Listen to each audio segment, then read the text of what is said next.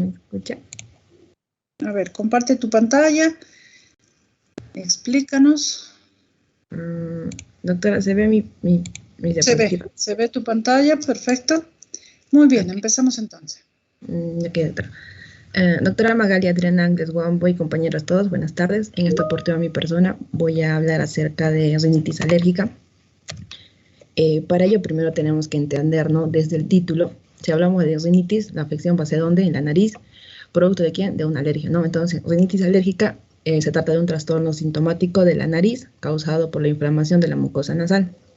Cabe recalcar que la rinitis alérgica es una inflamación de donde de la mucosa nasal, la cual es producida por una reacción mediada por la inmunoglobulina IgE después de la exposición a alérgenos en personas previamente sensibilizadas. O sea, quiere decir que en personas que son alérgicos ya sea al polen, al polvo, ¿no? Ahora, hablando un poquito de la epidemiología, la rinitis alérgica es una enfermedad muy frecuente a nivel mundial. Esta patología afecta a un 25% en promedio a la población en general. Tiene una prevalencia anual de 7.3 en niños, de 8.5 en niñas. Sin embargo, mencionan que tanto en niños y en adultos jóvenes es más frecuente, ¿no? La rinitis alérgica en el sexo masculino en relación de 2-1 con las niñas. Aún se desconoce por qué esta diferencia, ¿no? Pero mencionan también que se encontraron mayores cantidades de IgE en recién nacidos varones a comparación de las niñas. Entonces, nosotros para poder entender, o bueno, una vez ya entendido el concepto de rinitis alérgica, tenemos que saber el por qué se produce la rinitis alérgica. Para ello, tenemos que saber que la respuesta alérgica se considera una reacción inflamatoria en la cual van a actuar tantos factores locales como factores sistémicos. Entonces, la piedra angular de la rinitis alérgica, desde ya tenemos que entender que va a ser el desequilibrio de la acción de los linfocitos TH1 con los TH2. Entonces, producto de este desequilibrio se va a producir la rinitis alérgica. Entonces, la reacción alérgica se va a iniciar a partir de la inhalación de un alérgeno, el cual se va a ponerse en contacto con la mucosa nasal y se va a encontrarse con ¿quién? Principalmente con la célula dendrítica. ¿Qué va a hacer esta célula dendrítica? La va a fagocitar y la va a procesar. Los antígenos, una vez procesados, son presentados a las células T cooperadoras a través de un mecanismo en el que van a intervenir el complejo mayor histocompatibilidad tipo 2. Los linfocitos TH2, por medio de las interleucinas 4, 13, estimulan la secreción de la inmunoglobulina IgE. La respuesta linfocitaria varía según el tipo de citocina que produce. Ahora tenemos que tener en cuenta que el linfocito TH1 lo que va a hacer es secretar la interleucina 2, el interferón gamma y el factor necrosis tumoral. En cambio, el linfocito TH2 va a secretar la interleucina 4, 5, 6, 9, 10 y 13.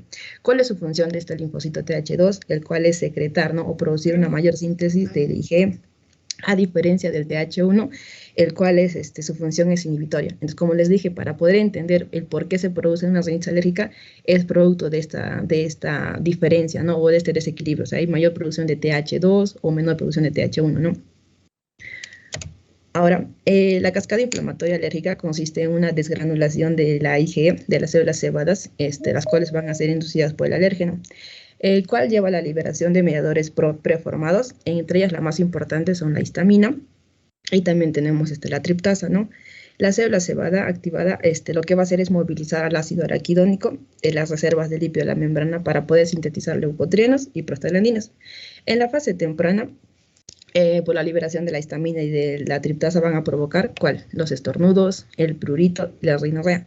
Entonces tenemos que entender ya, desde una fase temprana, nuestro paciente con rinitis alérgica va a presentar estornudos, prurito y rinorrea. Ahora, en la fase tardía, la cual se va a manifestarse aproximadamente 3 a 12 horas después de la exposición al alérgeno, se van a distinguir por la acumulación de células inflamatorias a nivel de la mucosa nasal. Y desde el punto de vista clínico, nosotros lo vamos a observar, por ejemplo, con una obstrucción nasal, ¿no? Entonces, en la fase temprana vamos a encontrar estos principales tres síntomas. Y en la fase tardía vamos a encontrar la congestión nasal, obstrucción, ¿no? Entonces, ya les expliqué en qué consiste la rinitis alérgica, cuál es su fisiopatología. Ahora tenemos que saber cuáles son los síntomas característicos de las rinitis alérgicas. Para poder recordar estos síntomas, les puse una mnemotecnia muy fácil de recordar, que es el pero, ya que le ponemos pero a todo, pero no quiero entrar a clases, pero no me quiero levantar temprano. Entonces acá tenemos, ¿no? Es muy fácil de recordar. Tenemos la P de prurito nasal.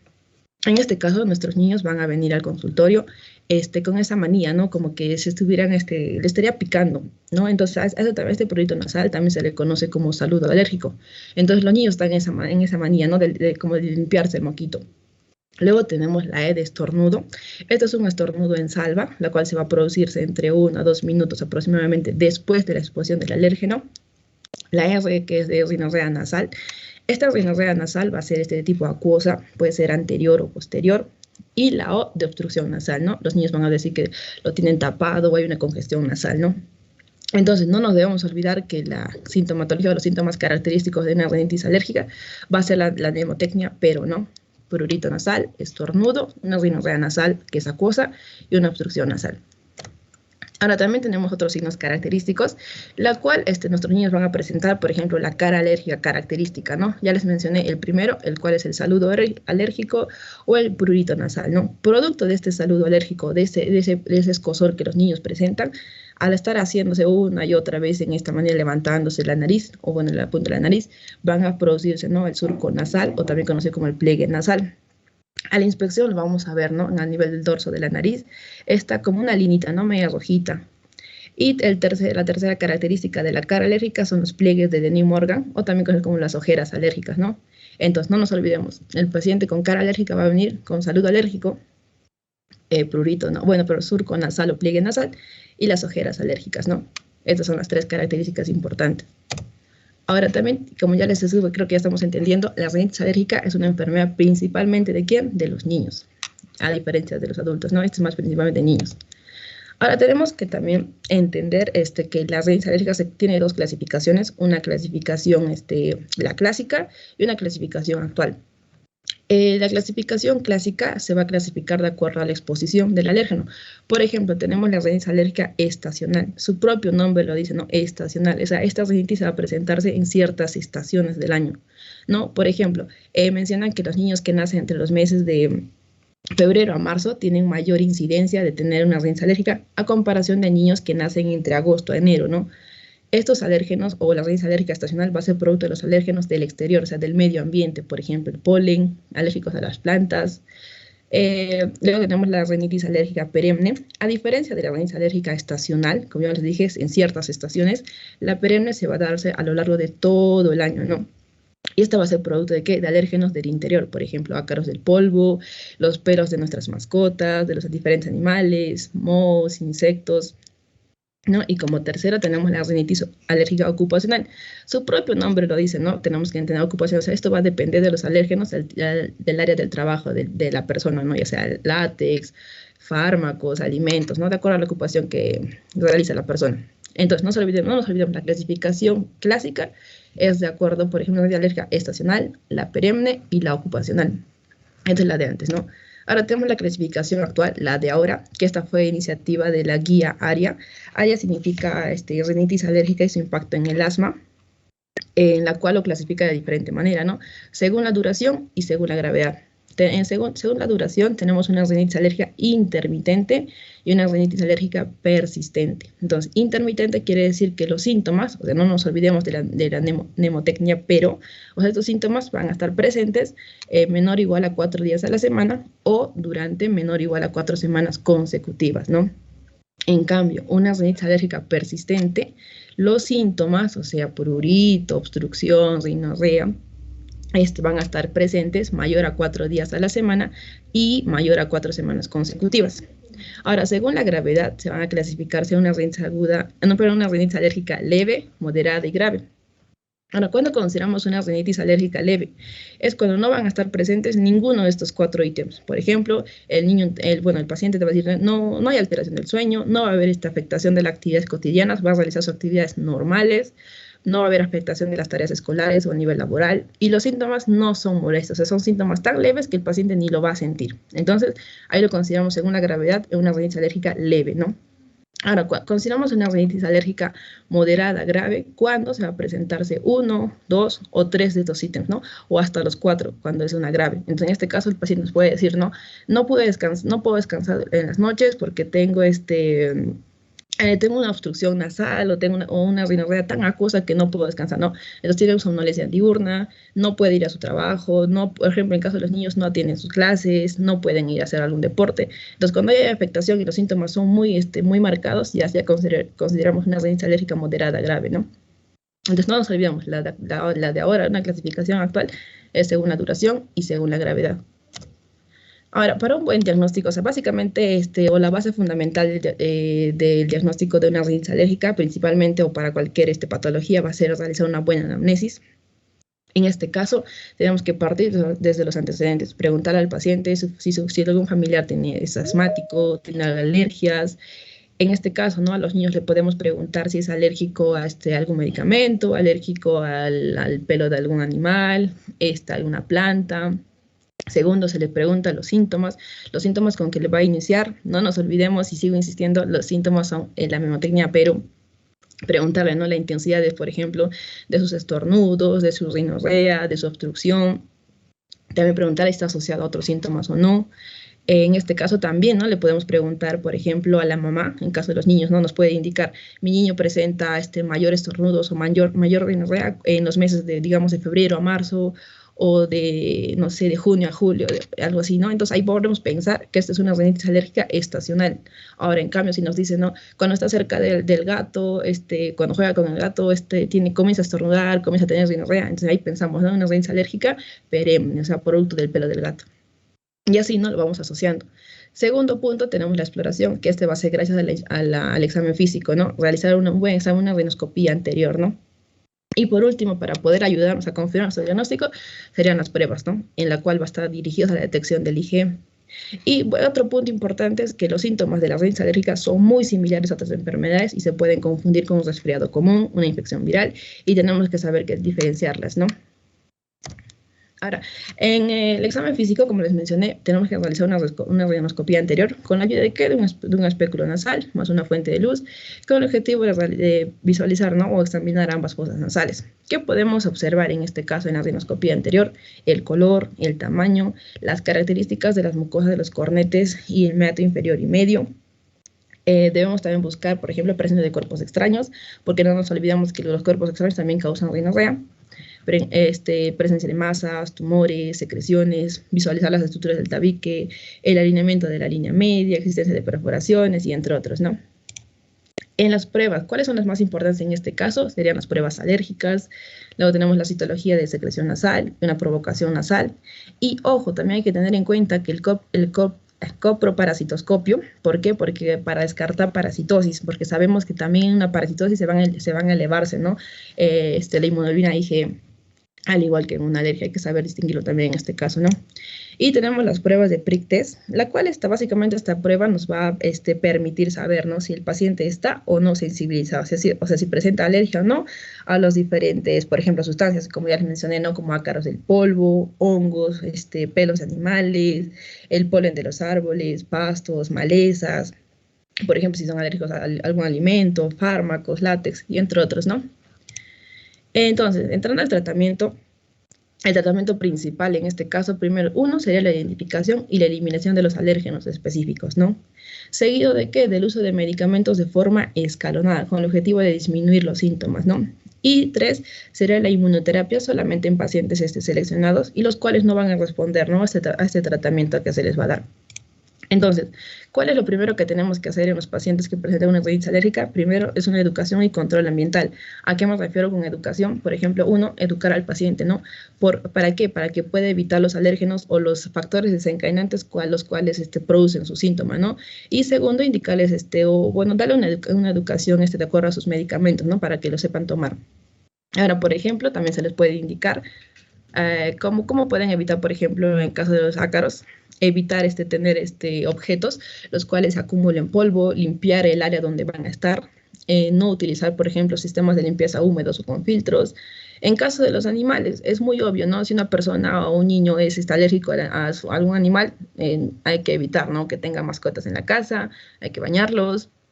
Hay que evitar que estén en lugares donde los niños paran ahí, en lugares donde están frecuentemente los niños, ¿no? En caso del polen, es evitar hacer ejercicios al aire libre, ¿no? En épocas donde hay una mayor polinización. Y también podría ser, no podríamos mantener las ventanas cerradas. Y también es recomendable utilizar el aire acondicionado.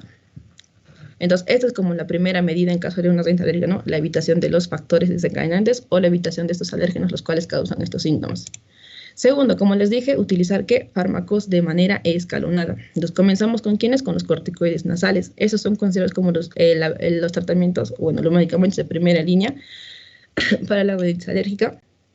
Y es de uso necesario e ineludible en una rinitis alérgica moderada. Lo bueno de los corticoides nasales es que se debe utilizar, ¿no? De forma en ciclos, ¿no? De al menos de 2 a 4 semanas. Ahora, pasamos a los antihistamínicos. Utilizamos los antihistamínicos cuando no hay buena respuesta con los corticoides nasales, ¿no? En este caso, los antihistamínicos orales son muy eficaces, por ejemplo, a nivel de la congestión nasal. Pero lo malo de los antihistamínicos es sus efectos adversos. Como sabemos, estos causan sedación y somnolencia. Entonces, en este caso, no podríamos dar antihistamínicos a pacientes que manejan, ¿no? Que trabajan conduciendo durante la noche. Entonces, a ellos se les podría recomendar, por ejemplo, los antihistamínicos de segunda generación, como la cetiricina, ya que estas, las de segunda generación, no atraviesan, ¿no? La barrera hematoencefálica, entonces va a haber una menor sedación, menor somnolencia, ¿no? Entonces, para ellos sería recomendado eso. Ahora, en esta tablita podemos observar los efectos de los diversos fármacos. Por ejemplo, acá tenemos los síntomas características, el pero, sigo insistiendo para recordar. Acá tenemos el corticoide nasal. Su efecto o su beneficio es muy pronunciado en cuanto a la rinorrea, estornudos, al picor o y la obstrucción nasal, ¿no? Y a los síntomas oculares que también se puede presentar en este caso.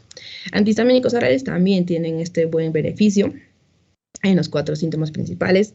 Hablando del cromoglicato disódico nasal, como vemos, su efecto es ligero, ¿no? Es ligero y tiene ventajas y desventajas. Entre las ventajas es que va a disminuir los síntomas de una rinitis alérgica y que es una opción, ¿no? En caso de niños menores de 2 años. Pero, ¿cuáles son sus desventajas? Uno es que este medicamento se debe administrar antes de que se presenten los síntomas. Y 2 es que su efecto tarda, o sea, demora entre 2 a 4 semanas, recién va a estar haciendo efecto. Y se le debe administrar cada 4 a 6 horas, ¿no? Para que haga efecto. Luego tenemos los antileucotrenos, por ejemplo, el Montelukast. En caso del Montelukast, está recomendado en pacientes mayores de 15 años que tienen asma y rinitis alérgica. La guía ARIA recomienda su uso en niños con rinitis alérgica estacional y en niños preescolares con rinitis alérgica persistente, ¿no? Luego tenemos el bromuro de hiperatropio. En este caso, como vemos en la tablita, mira, tiene un buen beneficio, ¿no? En cuanto a la rinorrea. Entonces, esta puede ser utilizada como tratamiento adyuvante para controlar una rinorrea excesiva, ¿no? En caso de bromuro de hiperatropia. Luego tenemos los descongestivos nasales. Como vemos, tiene una función a nivel obstructivo. Entonces, esto me pueden ser útiles cuando hay un gran componente obstructivo. Pero como estamos viendo en esta tablita y como ya les mencioné, el tratamiento de primera línea, lo primero que tenemos que utilizar son los corticoides nasales, ¿no? Y con ayuda de los antihistamínicos cuando no hay respuesta. Ahora, habiéndoles explicado ya todo, en este algoritmo podemos entenderlo, ¿no? Está más fácil. Por ejemplo, tenemos una historia clínica compatible, un niño, no sé, de 5 años, que viene con los signos y síntomas característicos, que es prurito, estornudos, obstrucción nasal, rinorrea. A ese paciente, ¿qué le tenemos que hacer? Su estudio alérgico, ¿no? Su prick test y su IgE específica. No sale negativo en este niño, tenemos que reevaluar su diagnóstico, pensar en una rinitis no alérgica, en una rinitis continuada o prealérgica y realizarle otras pruebas, ¿no? Y hacer una derivación. Ahora, en caso de que en estas pruebas desde el estudio alérgico no sale positivo, les mencioné que según la guía ARIA, que tenemos que hacer, valorar su gravedad. No nos olvidemos, según la gravedad puede ser persistente, intermitente. No, perdón, según su duración puede ser persistente o intermitente y según su gravedad puede ser moderada, grave o leve, ¿no? Entonces, por ejemplo, según su valoración es intermitente leve, o sea, sus síntomas están presentes menor o igual a 4 días a la semana o durante menor o igual a 4 semanas consecutivas. Como les mencioné, el primer tratamiento que se le hace en estos niños, ya sean de una gravedad intermitente, persistente, grave, cualquier gravedad que sea, lo primero que se hace es evitar. Mencionar, educar al paciente y hacer que evite, ¿no? Esos alérgenos o estos factores desencadenantes. Segundo, se le da los medicamentos y de forma escalonada. Se les puede dar antihistamínicos orales o corticoides nasales, recordando que a esas dosis bajas en ciclos cortos de 2 a 4 semanas y su seguimiento. Ahora, en caso de que presente una gravedad persistente, moderada, grave, igual se hace, como les mencioné, igual debe hacer una evitación de alérgenos y la educación. En el tratamiento se le da corticoides nasales y en caso de niños menores de 2 años, suero salino, antihistamínicos orales y el cromoglicate, ¿no? Como les mencioné, que sí está aprobado en el uso de niños menores de 2 años. Ahora, por ejemplo, tenemos que ver, ¿no?, si hay mejoría de los síntomas y en cuanto a su calidad de vida. Por ejemplo, si es que sí hay mejoría de los síntomas, ¿qué tenemos que hacer? Mantener el tratamiento entre 1 a 3 meses y hacer el seguimiento. Ahora, en cuanto no hay una mejoría de sus síntomas sean iguales o no, tenemos que añadir antihistamínicos orales. Ahora, después de añadir estos antihistamínicos orales, también volver a valorar, ¿no?, si hay mejoría o no. Y si es que hay, sí, se sigue manteniendo el tratamiento entre 1 a 3 meses y realiza su seguimiento. Ahora, si no hay mejoría de sus síntomas, ¿qué tenemos que hacer? Reevaluar su diagnóstico. Tenemos que descartar si existe una sobreinfección y otras causas de estos síntomas, ¿no? 2, en caso de si hay conjuntivitis, tendríamos que añadirles antihistamínicos ocular o salino. En caso de que la obstrucción nasal, también tendríamos que añadirles ciclos cortos de descongestionantes o corticoides orales. Si hay rinorrea, también añadir el hipratropio nasal. Y tenemos que valorar, ¿no?, el uso concomitante, por ejemplo, de antihistamínicos antihistamínicos nasal, más corticoides nasales combinados o el uso de montelukast. Y por último, derivación, ¿no? Si no nos funciona con ninguno de esos medicamentos, el uso de la inmunoterapia. Y eso es todo, doctora. Gracias. Muy bien, Heidi, muy bien. A ver, tus preguntas para hacer a tus compañeros, de paso de que pasamos la lista. Ok, doctora. Mi primera pregunta es, ¿la rinitis alérgica está mediada por la respuesta de... está mediada por la respuesta de qué inmunoglobulina? Eso responde Melanie Vázquez. Tenemos IgA, IgG, IgE, IgM o todas las anteriores. A ver, ¿qué dice Melanie? Doctora, sería la C, inmunoglobulina E. ¿Qué dice Heidi? Sí, doctora, está principalmente mediada por la IgM. Muy bien, muy bien. Siguiente pregunta, la responde Lisette Solís. La siguiente pregunta es, ¿cuál es la clasificación clásica de una rinitis alérgica? No se olviden, la clásica es... La B, la rinitis alérgica estacional, la aparente y la ocupacional. Sí, doctora, está bien. Ya, muy bien. Siguiente pregunta, Pavel Serrano. La tercera pregunta es, ¿cuál es la clasificación según la duración de una rinitis alérgica? Sería la rinitis alérgica intermitente, rinitis alérgica persistente, ¿la C? Sí, está bien. Muy bien. Siguiente pregunta, responde Germán Peláez. La cuarta pregunta es, ¿la rinitis alérgica es una enfermedad principalmente de niños, adultos, ancianos, recién nacidos? Es más frecuente, doctora, en niños. Sí, doctora. Muy bien. Siguiente pregunta. La responde Alexandra Morales. La quinta pregunta es, los síntomas característicos de la rinitis alérgica son, no se olviden de mnemotecnia. Ya, es Alejandra Morales, doctora. Ya, es primero prurito, estornudo, ¿cómo era? Pero, ¿no? Era rinorrea nasal y obstrucción nasal. Esas 4. Sí, muy bien. Muy bien, siguiente pregunta, la responde Arrons. Es signos característicos de la cara alérgica.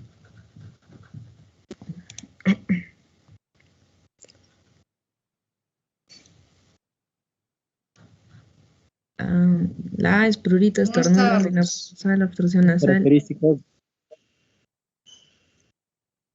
Arrons.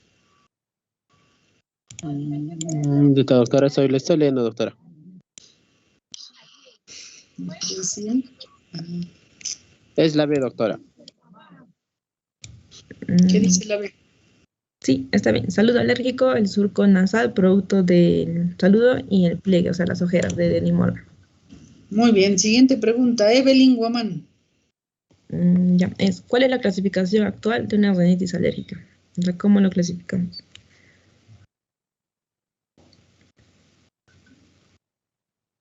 Evelyn. Doctora. su duración y la gravedad. ¿Qué dice? Sí, se clasifica según su duración y según su gravedad, según según la guía ARIA. Ya. Ya, muy bien. Siguiente pregunta responde Alejandro Hernández, perdón.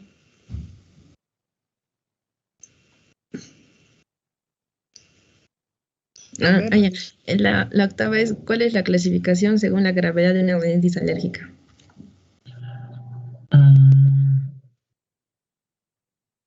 Según la gravedad sería leve, moderada y severa. Sí, está bien. Leve, moderada y severa según la gravedad. Muy bien. Siguiente pregunta. Carmen Paula Curro responde. La novena pregunta es, ¿qué medicamento es la primera línea de tratamiento para la rinitis alérgica? Antihistamínicos de primera generación, antibióticos, corticoides nasales o bromuro de hipertropio nasal. O ninguno. Doctora, son los corticoides nasales. Muy bien. Sí, doctora. Siguiente pregunta responde Diego Condori. La última es, ¿cuál es la primera medida que tenemos que tomar en una rinitis alérgica? ¿Un tratamiento oncológico, inmunoterapia o evitar los factores desencadenantes? O ninguno. Evitar los factores desencadenantes, doctora. Sí, doctora. Muy bien. A ver, Esmeralda Coa. ¿Cuáles son las principales manifestaciones al examen físico en una rinitis alérgica? Esmeralda. Gracias. Deja de compartir, Heidi. Estoy bien, doctora. ¿Esmeralda está? No, faltó Esmeralda. Ya. Armando Bolívar. Responda a la pregunta. ¿Cuáles son las manifestaciones al examen físico de una rinitis alérgica? ¿Me escucha? ¿Me escucha? Ahora sí. Ya, doctorita. En cuanto a las manifestaciones físicas, lo que se va a observar es que el color, generalmente tenemos que observar el color, va a cambiar, el tamaño también. ¿Color de qué? El color de la nariz o del tabique cambia, ¿no? Se vuelve, debido a la alergia que tiene el paciente, lo que ocurre es que cambia la parte, ¿no? Además, la parte de la nariz, ¿no? Además de que también produce calor esta inflamación en una rinitis. Y esta inflamación va a producir una secreción nasal, ¿no? Además de que en estos pacientes también vamos a observar el escozor, el prurito. Se pueden hacer laceraciones debido al rascado por el prurito. A ver, ¿qué dice Heidi? ¿Qué opinas de lo que ha dicho Armando? ¿Estás de acuerdo? Presente, doctora. No, es como ya les mencioné, es muy característico en estos niños, ¿no? Primero a la inspección vamos a ver su carita, ¿no? Pueden presentar ojeras, las ojeras alérgicas o los pliegues de De Morgan. Por ejemplo, en su naricita podemos observar en el dorso de la nariz el pliegue, ¿no? Producto del surco, del saludo alérgico. Aparte que tenga ojeras, su rinorrea. Ya les mencioné, ¿no? La característica de la nemotecnia, pero obstrucción, prurito, una rinorrea acuosa anterior o posterior. Y su congestión nasal, ¿no? Van a estar con las narices medias tupidas, o sea, tapadas. Ya, pero al examen físico ninguno de los dos me está respondiendo. Cuando yo le hago la rinoscopía anterior, ¿qué veo ahí dentro? ¿Qué cosa? Si al verlo yo ya digo, probablemente tiene su rinitis alérgica. Doctora, las mucosas van a estar medias rojitas, inflamadas. Esa sería la rinoscopía anterior. Principalmente vamos a ver, ¿no? Una mucosa medias rojas, inflamadas. Y presencia, ¿no? De la secreción que va a tener, que es líquida, es acuosa. Ya. A ver, Gabriel Aguirre, ¿qué color son las secreciones en una rinitis alérgica? En el caso de la rinitis alérgica presentan de tipo cristalino o transparente, doctora, la rinorrea. Presenta la mucosa nasal también pálida o también puede ser hiperémica. Y puede haber algún otro tipo de volumen de incremento en los cornetes, ¿no? Ya, bien, el color de la... Ya.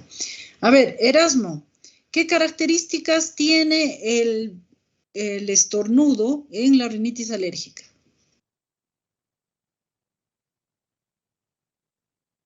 Doctora, serían que el paciente, los estornudos tienen un horario, doctora, o sea, o tal vez a una predisposición a un ambiente en el cual estimule más el estornudo. Ya, ¿qué más? Algo más, que es muy típico.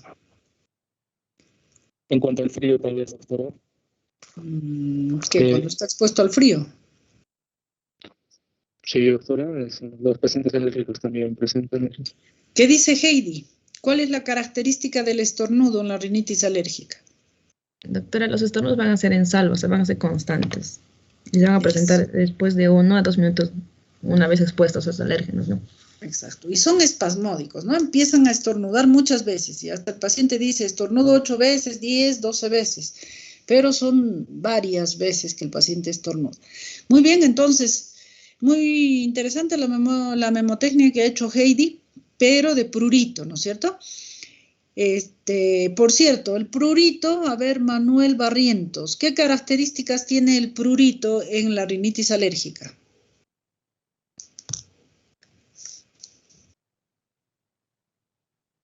Doctora, buenas tardes. Hola. El prurito, como hemos visto,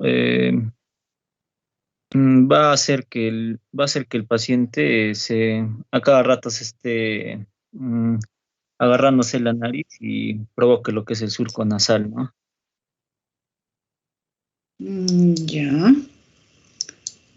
¿Y que está limitado a alguna zona?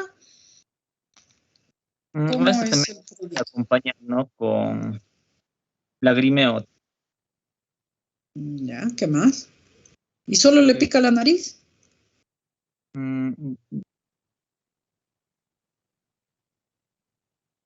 No, doctora, le puede picar también el ojo.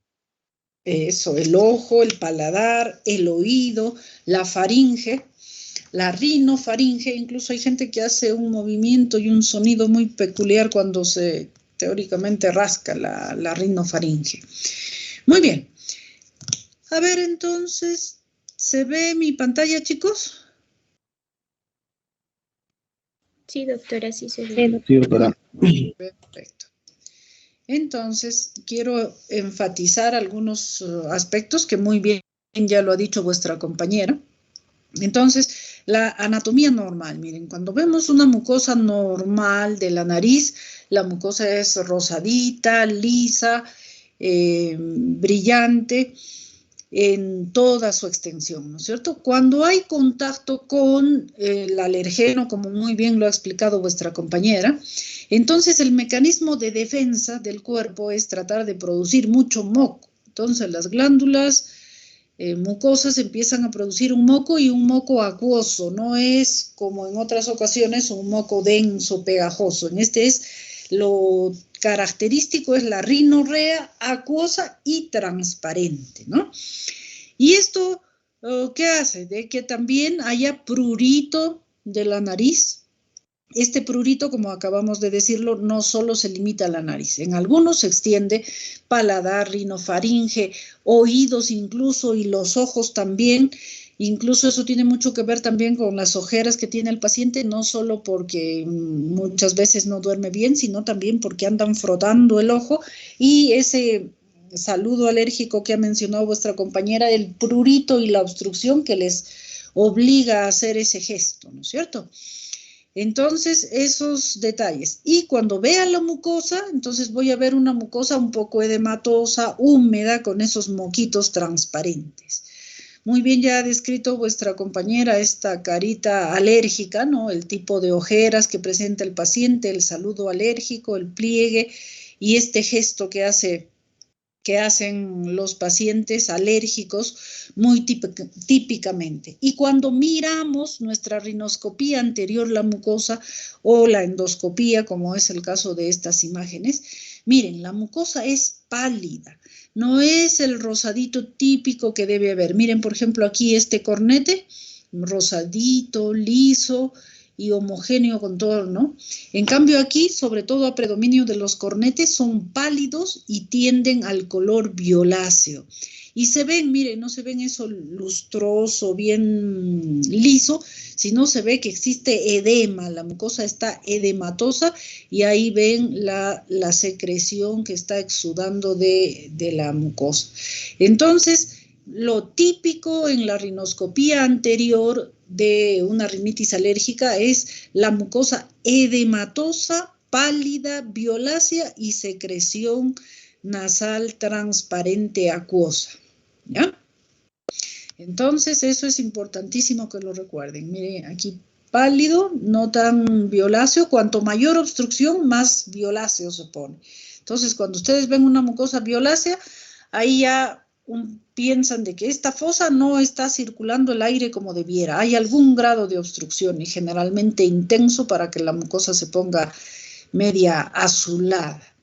Entonces, miren ustedes que estos cornetes pueden edematizarse de lo que es una característica normal de que pues ocupan un espacio para permitir un flujo de aire adecuado, pueden ir incrementando de volumen, incluso hasta ocluir toda la fosa nasal.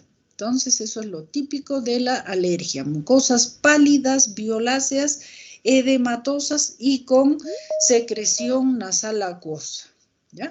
Miren, esta, por ejemplo, es una mucosa normal, rosadita, lisa, no se ve que estuviera edematosa cuando es una mucosa normal.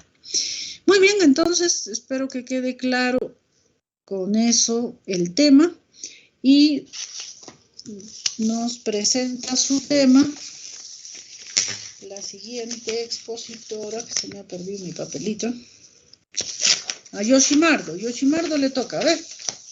Adelante, Yoshimardo. Ah, perdón, creo que tengo que dejar de compartir para que puedas tú compartir pantalla. Muy bien, ahora sí. Ah, y mientras, bueno, Yoshimardo pone sus diapositivas, importante recordar que en el tratamiento, como lo ha dicho vuestra compañera, lo más importante, evitar el elemento el cual nos produce esa reacción alérgica, ¿no es cierto? Hay gente muy observadora y específicamente define, ¿no? Que cuando yo huelo perfumes, digamos, tengo 5 perfumes allí en mi cómoda, y precisamente uno de ellos, cuando me pongo ese, es el que me produce congestión, rinorrea y todo el cuadro alérgico, y los demás no. O cuando lavo la ropa y uso lejía, o cuando barro el cuarto y se levanta mucho polvo, en fin, entonces hay gente que relaciona directamente con cuál es el alergeno que le produce la molestia. Pero hay otros que no, dicen, no sé qué cosa es lo que me produce y que, para precisamente, ¿qué digo? Hay un listado grande que ha mencionado vuestra compañera que podrían ser los alergenos probables que desencadenen el proceso alérgico, que no solamente son inhalatorios, pueden ser también cuando los comemos, ¿no es cierto? Entonces, cuando demos un tratamiento, muy bien ha dicho vuestra compañera que los corticoides tópicos son muy útiles en esto, que antes no había, y de esta forma nos obviamos las complicaciones de la corticoterapia sistémica, los antihistamínicos y, bueno, sobre todo evitar los alergenos. Entonces, cuando vayamos a recomendar, muchas veces ocurre, ¿no? Que el médico le dice, no te expongas al polvo, no barras la casa, no limpies, no laves la ropa, no uses jabón, no uses perfume, no comas leches, cítricos, gaseosas, en fin, le da un listado kilométrico que el paciente casi se queda sin opciones. Entonces, ¿qué cosa voy a comer? ¿Qué cosa voy a tomar? ¿No? Entonces, también ser un poco cautos cuando recomienden eso. Y lo más importante es recomendarle eso, observa. A ver, una semana toma tu Coca-Cola o tu Inca-Cola y a ver qué te pasa. Después deja de tomarlo unos 15, 20 días y luego lo vuelves a tomar. Si en el periodo que no lo has tomado no tienes congestión, no tienes rinorrea, entonces ya puedes achacarle la alergia a la Inca-Cola, por decir, ¿no es cierto? Entonces el tratamiento deja de tomar Inca-Cola, pues que ese es el que te produce la alergia. Otro tiempo, a ver, el chocolate. Prueba cómo te va con el chocolate, deja de usarlo un buen tiempo y luego, a ver, vuelve a usarlo nuevamente para ver cómo te va. Entonces, tampoco hacer, como les digo, una lista kilométrica y prohibirles todo, entonces ya el paciente se queda sin opciones, solo podría tomar agua destilada. Bien, otro aspecto importante que recordar en cuanto al tratamiento, los antihistamínicos. Ahora, los pacientes que tienen rinitis alérgica, pues eso, uno nace con esa tendencia y lamentablemente muere con ella. Pocas veces muere por la alergia, a menos que haga un edema angioneurótico, un shock anafiláctico, algo así, ¿no es cierto? Pero normalmente la evolución de las alergias va en ondas. Un tiempo hay bastante manifestación, uno le da su tratamiento, etcétera. Disminuye, está bien un buen tiempo y otra vez nuevamente hace el ciclo del proceso alérgico. Entonces, en todos estos periodos, en todos estos ciclos, el paciente muchas veces prueba varias alternativas de tratamiento. Entonces, como les digo, hay algunos son muy observadores y también suelen decir, a mí me va mejor con la cetiricina. No, a mí la cetiricina no me alivia tanto, al otro le va mejor con la loratadina, por ejemplo. Entonces también cada uno de ellos ya un poco que conoce la reacción de su organismo frente también al medicamento.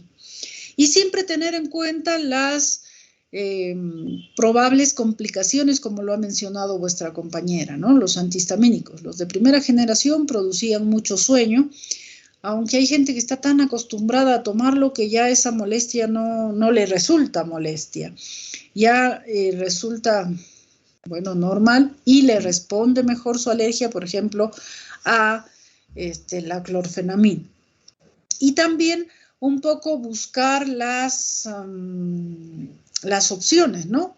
Si es que, a ver, mi paciente es chofer, necesita manejar, entonces no le daré pues clorfenamina, no le daré cetiricina, le daré, a ver, una desloratadina, un antihistamínico ya de tercera generación que produce menor sueño, ¿no es cierto?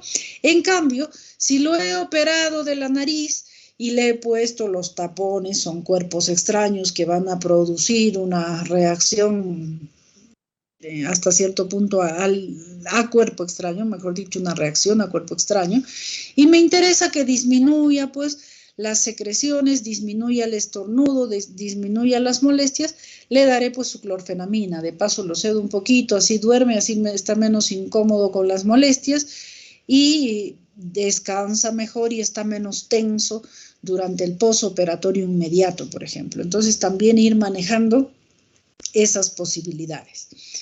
Y también dependiendo de la edad del paciente, por ejemplo, si ya es un señor mayor, pues eviten darle clorfenamina o por mucho tiempo por lo menos, porque le pueden producir retención urinaria, por ejemplo, y van a complicar la situación. Entonces, ir conociendo las alternativas, ir conociendo la acción del medicamento y también en qué momento usarlo, en qué edades y durante qué tiempo.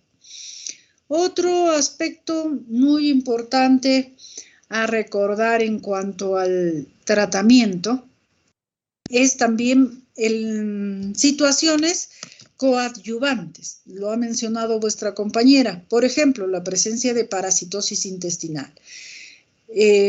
Ocasiona una reacción hasta cierto punto alérgica, un aumento de inmunoglobulinas, de eosinófilos en el hemograma.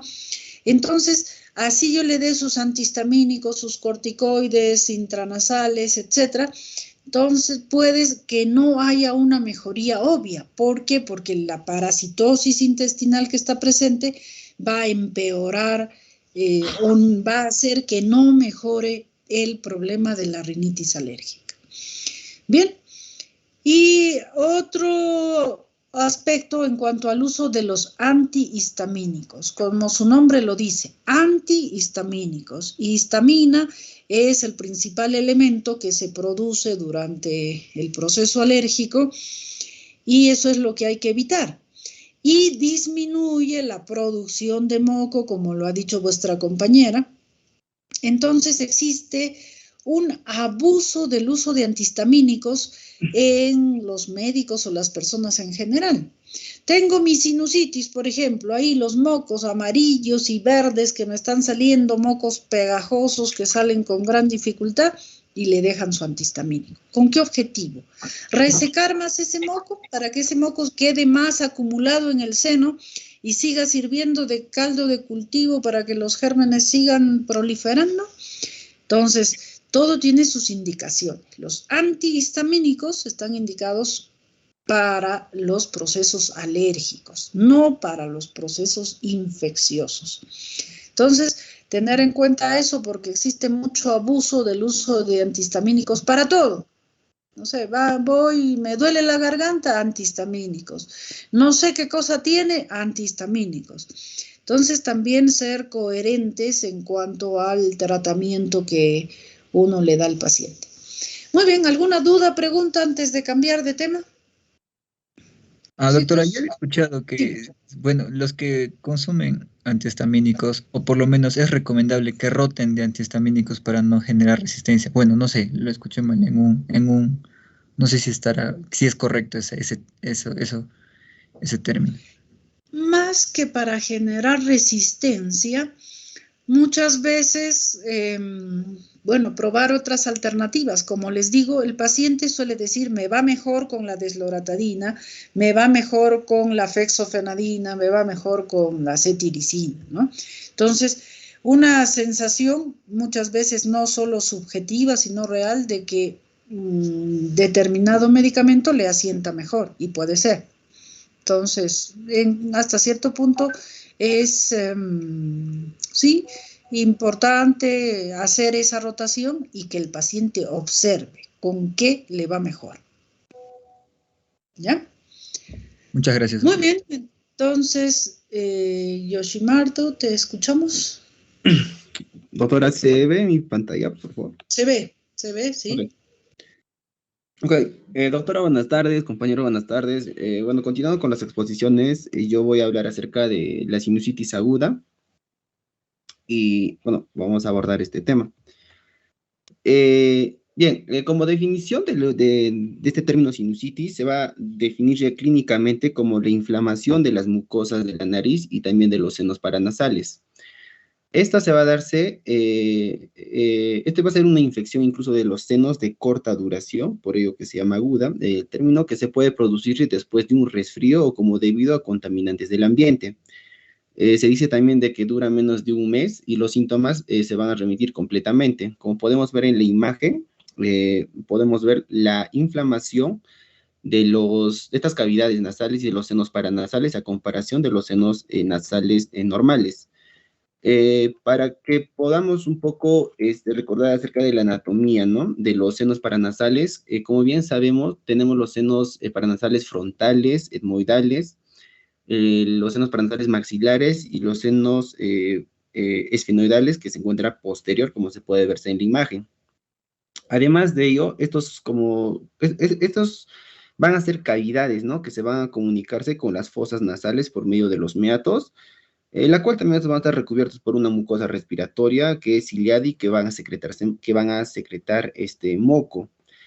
Además de eso, por decir, cumplen funciones fundamentales, ¿no?, la cual van a ser cámaras de resonancias para la voz, la cual también van a humectar el aire inspirado y también aligera el peso en el esqueleto facial. En la imagen derecha, como podemos ver, que vienen a ser cámaras, la más grande viene a ser este seno maxilar, la cual podemos ver, ¿no?, que tiene una forma piramidal irregular con una la base hacia la fosa nasal y el vértice a lo que viene a ser la hipófisis cigomática del maxilar. La capacidad promedio en la que puede secretarse en moco es aproximadamente de 15 mililitros. Además también de los senos esfenoidales, que la capacidad y el volumen va a ser variable de 0,5 a 3 mililitros, y de los senos frontales, que la capacidad promedio va a ser de 6 a 7 mililitros, y de los senos etmoidales, que su volumen es aproximadamente de 2 a 3 mililitros. Por otra parte, también se dice de que los senos paranasales van a tener, o van a actuar como reguladores de la presión durante la respiración, la cual esto va a evitar desarrollándose presiones muy elevadas. Se dice que una presión parcial normal de oxígeno en una respiración en el antro maxilar, por ejemplo, va a ser de 117 milímetros de mercurio, y cuando estas van a descender a por lo menos a 75 milímetros de mercurio, se produce esta patología como sinusitis. Por otra parte, vamos a ver también lo que vienen a ser los factores, ¿no? Asociados y predisponentes para la aparición de la sinusitis.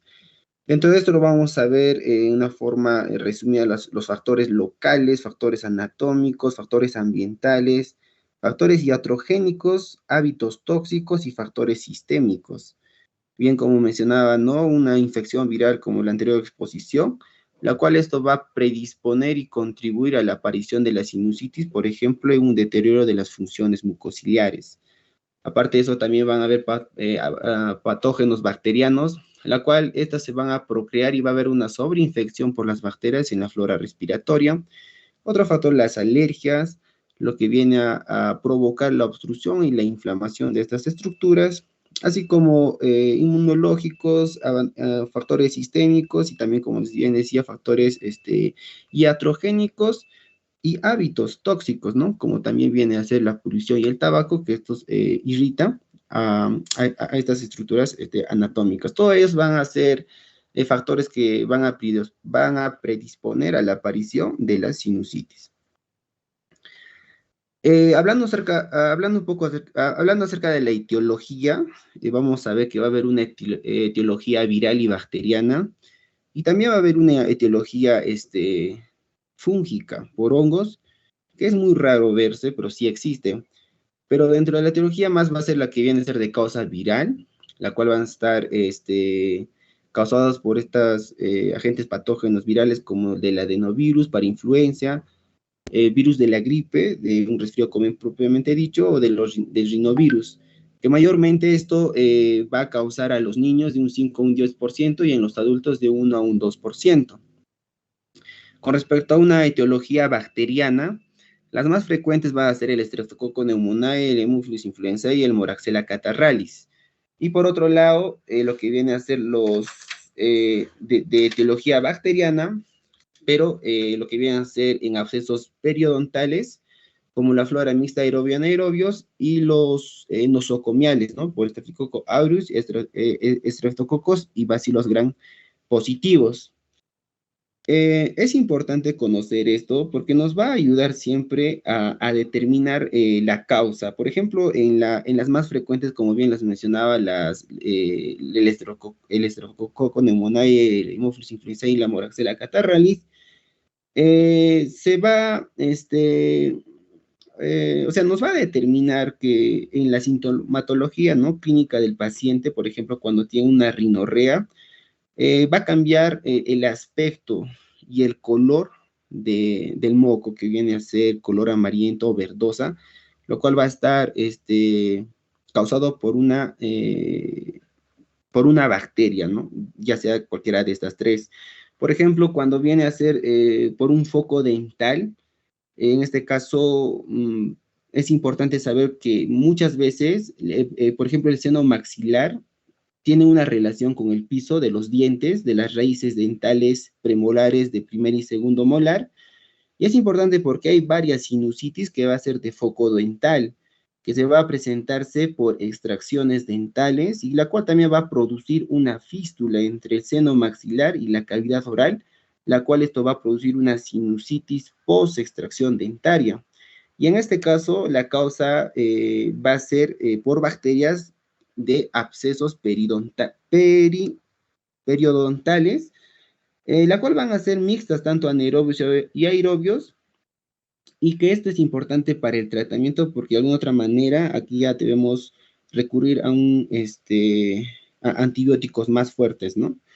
Y con respecto a los nosocomiales, por ejemplo, en las hospitalizaciones, ¿no? Acá también nos va a ayudar a determinar qué tipo de antibiótico para cada uno de estos tipos de bacterias, ¿ok? Con respecto a la etiología. Ahora, se dice que se resuelve espontáneamente en 7 días por una etiología viral, pero del 0,5% al 2% puede complicarse con una sobreinfección bacteriana. Y de ahí puede producir por un periodo a una sinusitis crónica. Con respecto a la fisiopatología, es importante determinar, ¿no?, el mecanismo fisiopatológico, la cual va a desencadenar básicamente en que va a haber la obstrucción del orificio del drenaje del seno, ¿no?, el bloqueo del ósteo, y a partir de esta obstrucción lo que se va a generar en la persona con sinusitis va a haber una hipoxia y una alteración del recambio gaseoso dentro del seno, la cual esto va a ser responsable de lo que viene a ser el estancamiento de las secreciones y también de lo que va a haber un aumento de células caliciformes y aumento de la viscosidad del moco. En conjunto, todo esto va a favorecer, este mecanismo, ¿no?, va a favorecer la retención de las secreciones y posteriormente a una infección. Lo que normalmente ocurre cuando hay un bloqueo de este ostium, produce lo que viene a ser la dificultad respiratoria por una congestión de la mucosa. Esto conlleva lo que viene a ser la retención de las secreciones y posteriormente esto altera, como bien decía, el intercambio gaseoso y puede haber también daños a nivel de los hilos y de la mucosa, esto causando una inflamación y posteriormente a que haya una infección bacteriana.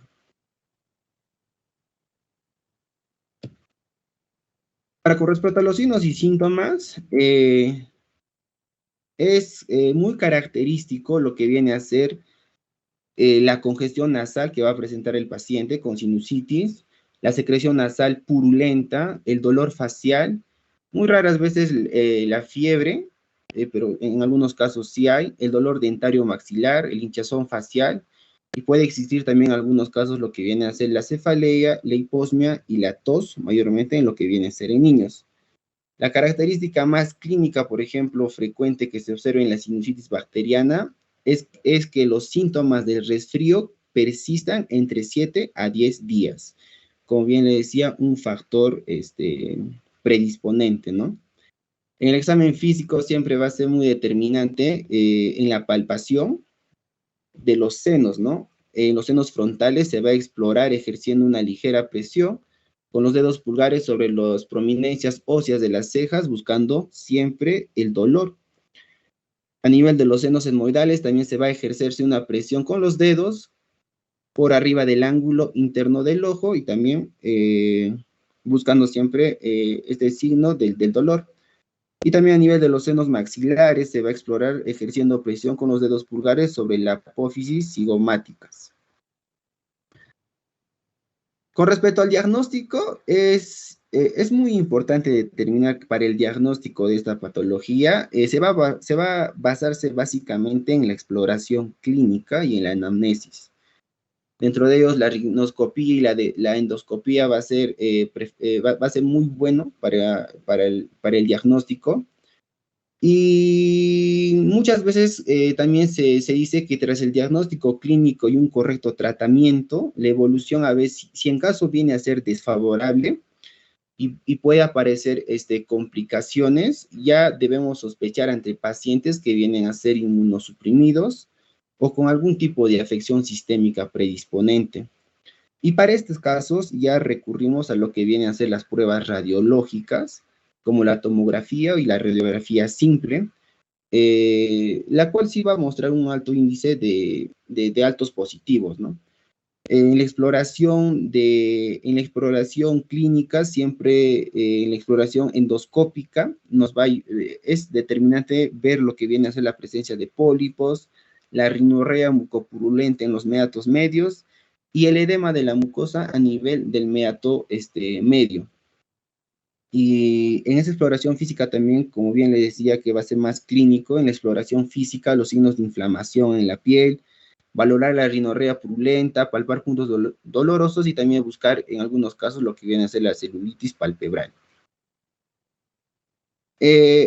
Cuando en la radiografía de senos, por ejemplo, no siempre está indicado para el diagnóstico del manejo de la sinusitis. Sin embargo, se ve un velamiento muchas veces en las cavidades.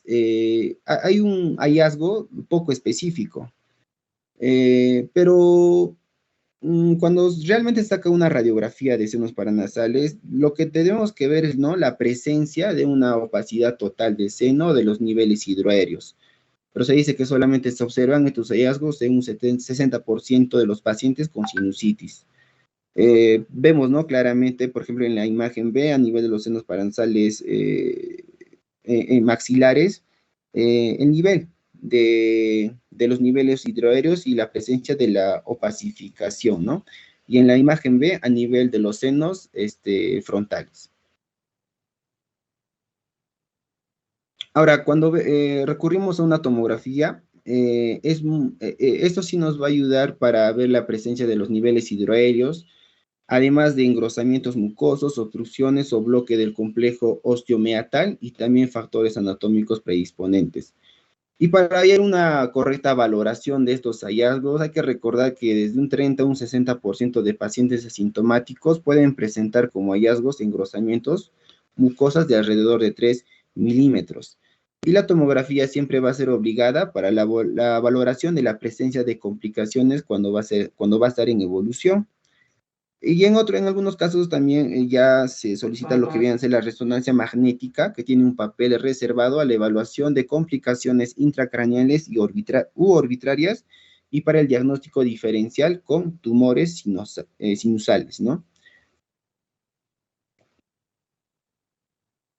Se dice que hay un examen o un procedimiento, la cual viene a ser la punción sinusal, que va a ser la técnica gold estándar para la sinusitis aguda, pero debido a su invasividad ya no se practica habitualmente. Con respecto a otras pruebas complementarias, los estudios microbiológicos se van a reservar muchas veces para los casos de lo que va a ser de mala evolución, pese al tratamiento empírico activo que se hace, ¿no? Que se va a hacerse. Y además también para que haya sospecha de complicaciones o en casos de pacientes inmunosuprimidos en sospecha, por ejemplo, de los gérmenes atípicos. Ahí sí sería muy bueno recurrir tal vez a estos estudios microbiológicos.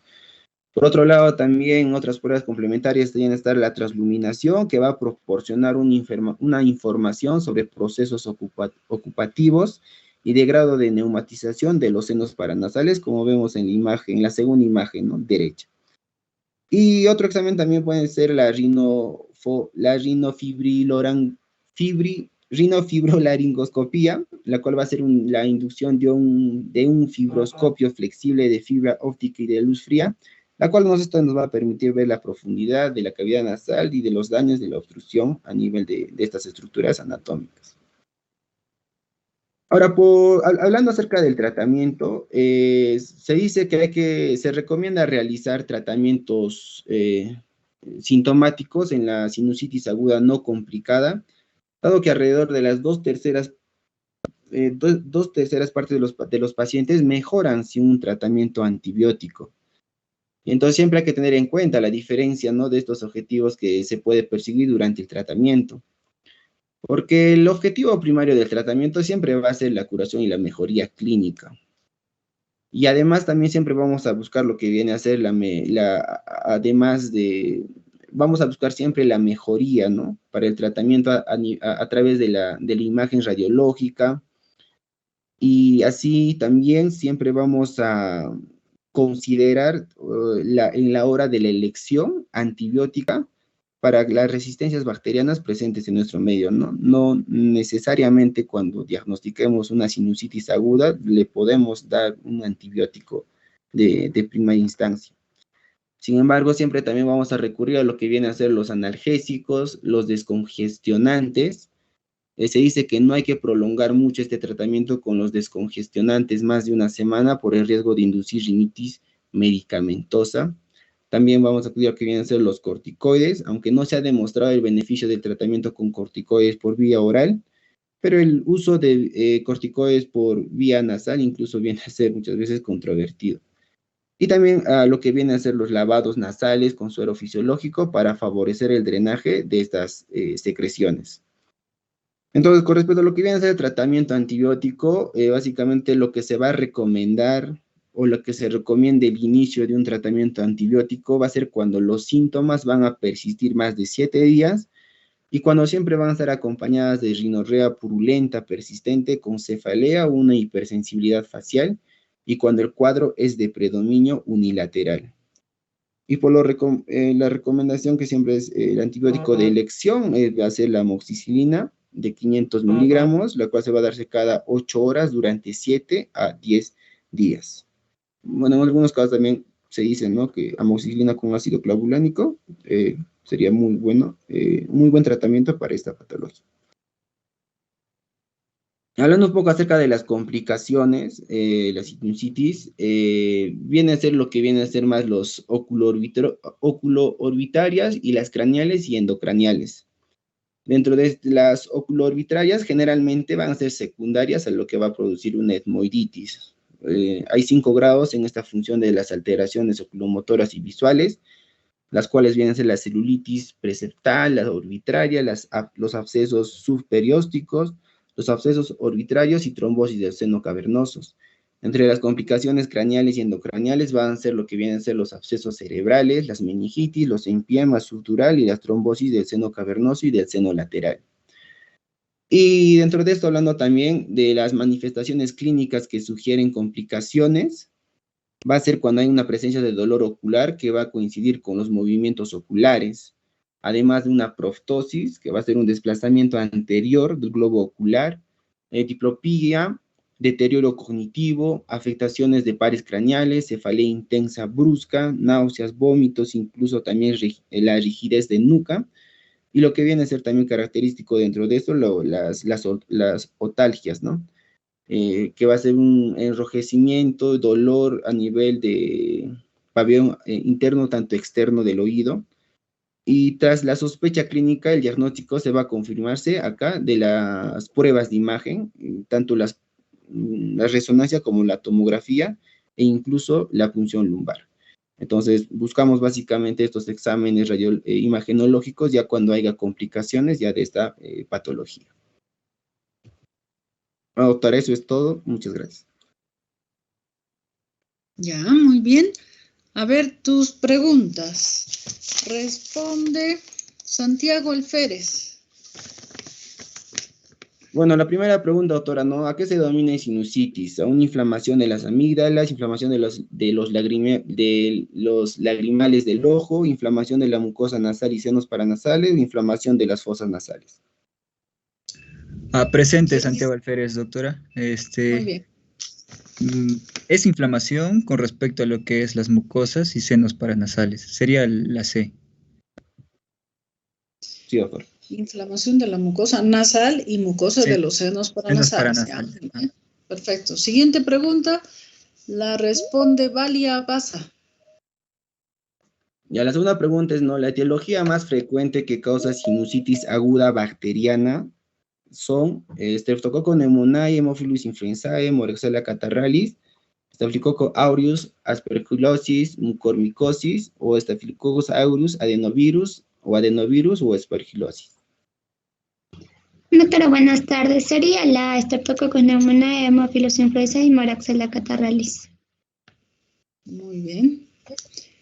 Sí, siguiente pregunta, Max Chacón.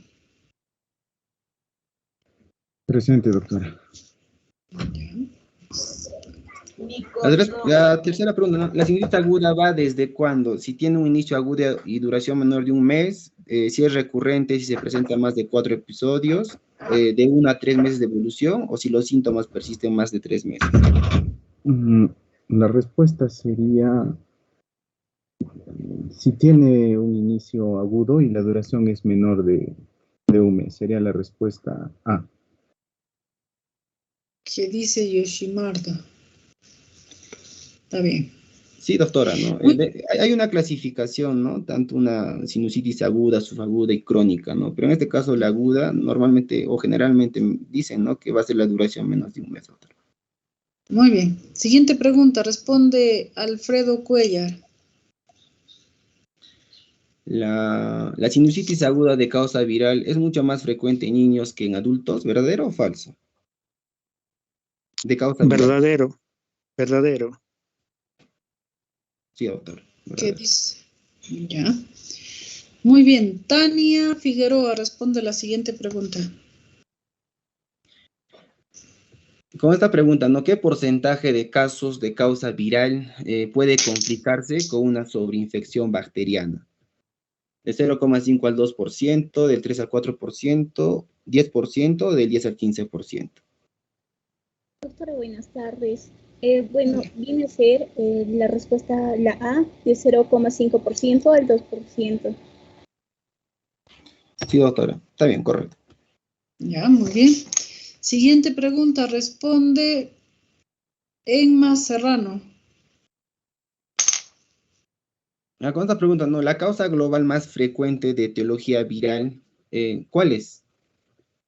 Streptococcus pneumoniae, Haemophilus influenzae, adenovirus, parainfluenza, gripe y rinovirus, Haemophilus influenzae o Staphylococcus aureus, o flora mixta, anaerobios y aerobios.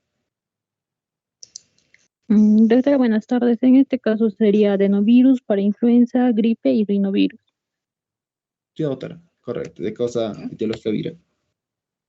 Muy bien. Siguiente pregunta, responde Yoshira Pillaka. Con respecto al diagnóstico, ¿no? De una sinusitis aguda, ¿cuál es lo correcto, no? Si el diagnóstico es generalmente clínico, o pedir inmediatamente una radiografía de senos paranasales, o la tomografía axial computarizada es el gold estándar, o pedir una punción sinusal en primera instancia.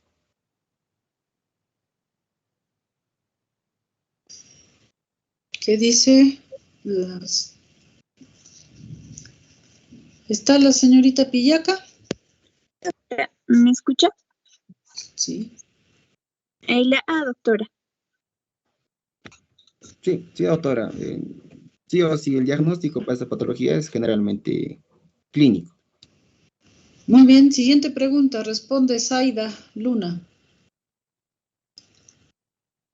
¿Cuáles son las complicaciones, ¿no? de esta patología? Oculoarbitrarias, craneales, endocraniales, o sea, de forma general, a nivel de los pulmones o bronquios, a nivel del corazón o de los neurales o en cavidad oral.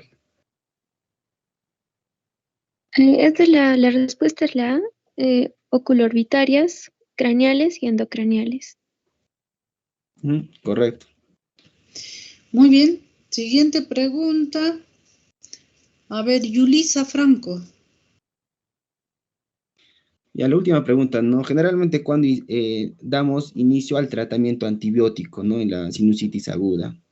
Cuando los síntomas persisten más de 4 días, cuando los síntomas persisten más de 5 días, cuando los síntomas persisten más de 6 días, o cuando los síntomas persisten más de 7 días. Doctora, bueno, como mi compañero le explicó, dijo, ¿no? Que cuando los síntomas persistían más de 7 días. Sí, doctor. Bien, aunque eso sería un poquito relativo, diría yo. Muy bien. Creo que hay una bibliografía de 7 a 10 días incluso también, doctora, que podamos iniciar un tratamiento antibiótico. Perfecto. La última Gracias. pregunta, doctora, ¿no? ¿Cuál es la duda? Sigue, a ver, siguiente pregunta va a responder Yandira Farfán. La dosis correcta del uso de amoxicilina en la sinusitis aguda? Amoxicilina de 250 cada 8 horas de 7 a 10 días, amoxicilina de 500 cada 6 horas durante 7 a 10 días, amoxicilina de 500 cada 8 horas durante 7 a 10 días, o amoxicilina de 500 cada 12 horas durante 7 a 10 días. Aló, señora Carmencita. ¿Qué tal, madre? Buenas tardes. Sería la amoxicilina de 500 miligramos cada 8 horas durante de 7 a 10 días. Ya corazón, ya, discúlpeme, voy a volver a hacerlo. Correcto. ¿Ya? Gracias, ya, hasta luego. Sí, doctora, correcto. Amoxicilina de 500 cada 8 horas durante 7 días. Ya, mire, bueno, primero, ya no tienes más preguntas, ¿no? Sí, es todo, doctor. Gracias. Ya, gracias, deja de compartir. Bien, en cuanto a esto del tratamiento, recuerden ustedes que tiene mucho que ver el tratamiento con el peso del paciente, ¿no es cierto? Entonces, si es un niño de 3, 4 años, 500 miligramos cada 8, yo creo que sería un poco excesivo. Y si es un hombre de 100 kilos, 500 miligramos cada 8 sería muy poco. Entonces, el tratamiento también tiene que ver con el peso del paciente y precisamente pues las dosis vienen por kilo de peso del paciente. Entonces, en ese aspecto, tener en cuenta eso. Como les digo, un niño pequeño sería mucho y para un hombre de 100 kilos sería demasiado. Ahora, en cuanto a empezar el tratamiento, bueno, también un poquito relativo. Por ejemplo, hemos hablado hace algunos días de la epistaxis, ¿no es cierto? Y hemos visto que el tratamiento de la epistaxis es el taponamiento anterior. ¿Y qué significa el taponamiento anterior? Que le voy a meter un cuerpo extraño en la nariz, ocluyendo toda la nariz, y de paso voy a ocluir los ostiums de drenaje de los senos paranasales, y voy a predisponer a que estos mocos que se queden ahí acumulados, que no le va a entrar aire, no va a haber renovación de aire, pues sirvan de caldo de cultivo para que se infecten. Entonces, en ese caso, por ejemplo, yo ya de antemano dejo mi tratamiento antibiótico profiláctico porque ya le estoy metiendo un cuerpo extraño y voy a causarle una sinusitis porque mi taponamiento va a permanecer más de 24 horas. Ahora también depende un poquito de la realidad del paciente, del criterio de la población, etc. Si es que tenemos un paciente tipo europeo que apenas empieza con un poco de moquito, congestión, yo le veo mucosa ligeramente congestiva, el moquito aún transparente, entonces yo supongo que es una rinosinusitis viral que puede pasar en pocos días y que puede el paciente regresar al día siguiente, al subsiguiente día, que yo lo puedo ir controlando y si veo que hay sobreinfección, pues le puedo dejar su tratamiento antibiótico. Pero si es un paciente que para llegar a la posta tiene que caminar 3 horas, yo no lo puedo citar diariamente, camina 3 horas de ida y 3 horas de vuelta y el paciente no va a ir solo para que yo le mire y le diga, hoy puedes empezar tu antibiótico o no, ya no empieces. Entonces, dependiendo, y si lo ven, pues no sé, que vive en hacinamiento, que haya factores que pueda sobreinfectarse ese proceso de inicio que pueda ser viral, entonces también ya puedo dejar de una vez mi tratamiento antibiótico, ¿no? Entonces, he ahí el arte que hablábamos, la muñeca, de cómo ir manejando las diferentes situaciones. Entonces, eso relativo. Y en cuanto a la dosis, recuerden que es por kilo de peso. Ustedes tienen que ver al paciente, calcularlo. Este pesa 50 kilos, yo creo que 500 cada 8 podría ser. El proceso está muy severo, necesita una dosis un poco más alta. Le dejo su 875 o su 1 gramo de amoxicilina cada 12 horas, en vez de ser 1500 cada 24 horas, que sean 2 gramos cada 24, ¿no? Entonces eso también tenemos que irlo manejando. Muy bien, a lo que quiero hacer un poquito de hincapié a lo que ha expuesto vuestro compañero, y muy bien ya lo ha dicho, de que el diagnóstico es más clínico y dentro de lo clínico de la secreción, del color de secreciones, las molestias que tiene el paciente, el examen físico. Entonces, si yo en mi examen físico ya veo la mucosa enrojecida, no como en la alergia que está pálida, que tiende a lo violáceo, sino esto está más rojo de lo que debe ser. Y además estoy viendo que del meato medio está chorreando una secreción lechosa, verdosa o amarillenta, pues está corroborado el diagnóstico, ya no cabe duda. Ya no le voy a pedir una tomografía para corroborar que tiene una sinusitis porque estoy viendo que esa secreción purulenta está saliendo del meato medio. ¿Y de dónde más puede salir? Pues del ostium de los senos, ¿no es cierto? Entonces es importantísimo en el examen físico eso, tratar de ubicar. Si yo ya veo que la secreción purulenta está saliendo del meato, no hay duda que es una sinusitis. Y la mucosa además enrojecida, edematosa, ¿no? Y hay que hacer el diagnóstico diferencial. Si el proceso es puramente viral, la mucosa probablemente rojita, un poco edematosa y la secreción transparente, ¿no? Entonces, con una rinitis alérgica, por ejemplo, ¿qué me va a hacer la diferencia? Bueno, el cuadro clínico será la evolución, los antecedentes, y en cuanto al examen, que en uno está rojito, edematoso, con moquito transparente, y el otro está pálido, violáceo, con mucosa edematosa y también moco transparente. En cambio, si el moco ya es lechoso, ya nos habla de un proceso generalmente bacteriano, ¿no es cierto? Incluso el color de las secreciones nos habla muchísimo. Y incluso por eso, los nombres de los gérmenes. Por ejemplo, Staphylococcus aureus. ¿Qué significa el aureus? Aureus viene de oro, de dorado, de aurum, ¿no? Amarillo, dorado. Entonces, si yo veo un moco amarillo, me está hablando que parece incluso yema de huevo, que parece una cosa así muy amarilla, me está hablando de una complicación a Staphylococcus aureus. Si el moco, por el contrario, es medio verdoso, medio lechoso, nos estará hablando más de un estreptococo, ¿sí?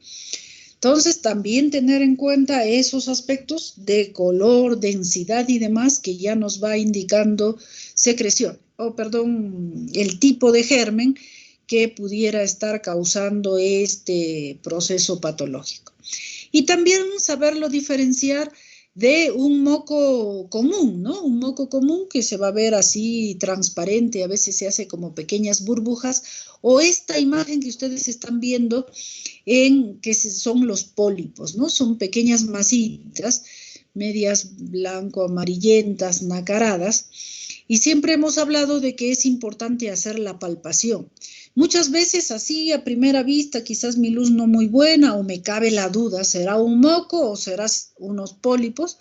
Palparlo con un hisopito, con algo, tocarlo.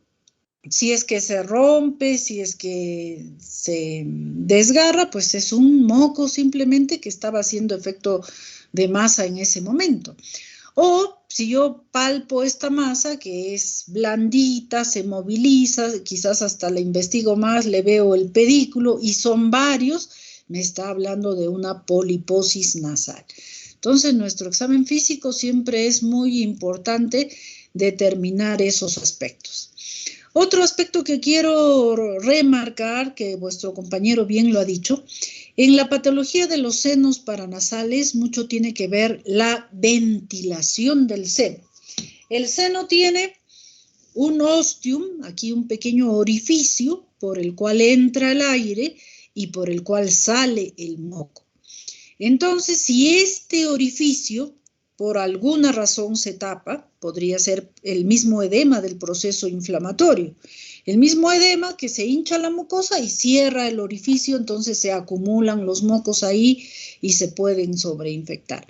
O que hay una cosa de masa, pues no sé, un moco que se pegó allí, un pólipo que está tapando el ostium de drenaje, un taponamiento que le puse, un cuerpo extraño, algo que ocluya. El ostium va a predisponer a que haya una sinusitis en este paciente. A ver, ahora que habló vuestro compañero de la radiología, lo hemos visto en nuestra primera clase, los exámenes auxiliares que solemos pedir en muchas patologías, es muy común pedir radiografía de los senos paranasales para descartar sinusitis. Por cierto, muy bien ha dicho vuestro compañero, de que de inicio, el primer día que el paciente viene refiriéndose a secreciones y demás, no es tan útil pedirle una radiografía, y más aún si es que yo estoy viendo ahí los mocos saliendo del meato medio.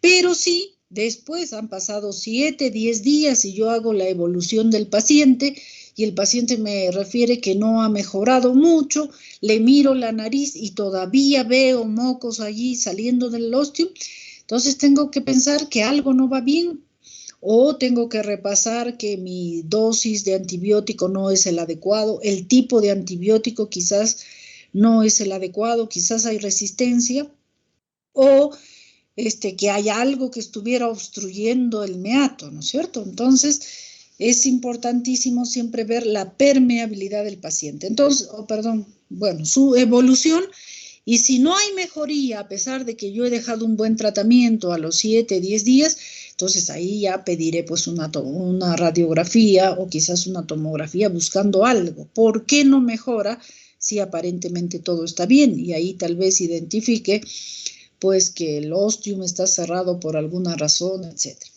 Bien, entonces en las radiografías, recuerden que hemos mencionado que es muy importante saber lo que pedimos para también recibir lo que estamos pidiendo. Incluso habíamos hecho el ejemplo de que hay médicos que piden radiografía de tabique. Eso no existe. Entonces, ¿el radiólogo qué hace? Les manda lo que le parece. A veces les manda una radiografía de senos paranasales o a veces les manda huesos propios de la nariz. Y todavía tenemos el mal hábito de, en la orden simplemente ponemos rayos X de senos paranasales. Para que el radiólogo pueda ayudarnos, es bueno darle también un indicio, ¿no? Le pongo ahí, descartar sinusitis. Entonces, el radiólogo ya sabe lo que estoy buscando, aunque quizás me haya equivocado en poner radiografía de tabique que no existe, pero dice ya, quiere saber si hay sinusitis, entonces le mando una placa de senos paranasales. Entonces, cuando yo pido una radiografía de senos paranasales, el radiólogo generalmente me manda 2 plaquitas. Una, que es la incidencia de Cadwell, se llama. En esta yo veo mejor aquí las celdas, los senos etmoidales, los senos frontales, por cierto, tiene senos bastante pequeñitos, pero se ve bien los senos etmoidales. En cambio, aquí en los maxilares hay una superposición ósea. Entonces, si la otra incidencia me manda la radiografía de Waters, en la que ustedes ven, miren, primero la silueta de la pirámide nasal se nota mucho mejor, se nota mejor el septum óseo y se nota mucho más nítidamente los senos maxilares. Entonces, cuando quieran ustedes ver o evaluar sinusitis en una radiografía, lo que deben pedir es una radiografía de senos paranasales y les va a mandar el radiólogo una placa de Cadwell y otra de Waters. Entonces, aquí. Miren ustedes, en esta radiografía prácticamente normal, se ve bien la pirámide, el seno de esta silueta ósea con un contenido aéreo simétrico bien. Estos son los senos maxilares que están bien aereados, o sea que está normal. En cambio, en esta otra, miren ustedes, el seno maxilar izquierdo comparativamente está opaco. O se comparan con el aire, con el exterior. El aire es negro y este ya no está negro. Esto quiere decir que hay un contenido ahí dentro del seno maxilar que podría ser purulento, ¿no? Entonces, una opacidad total puede ser, o como habló por ahí vuestro compañero, no encuentro una. Aquí vamos a ver.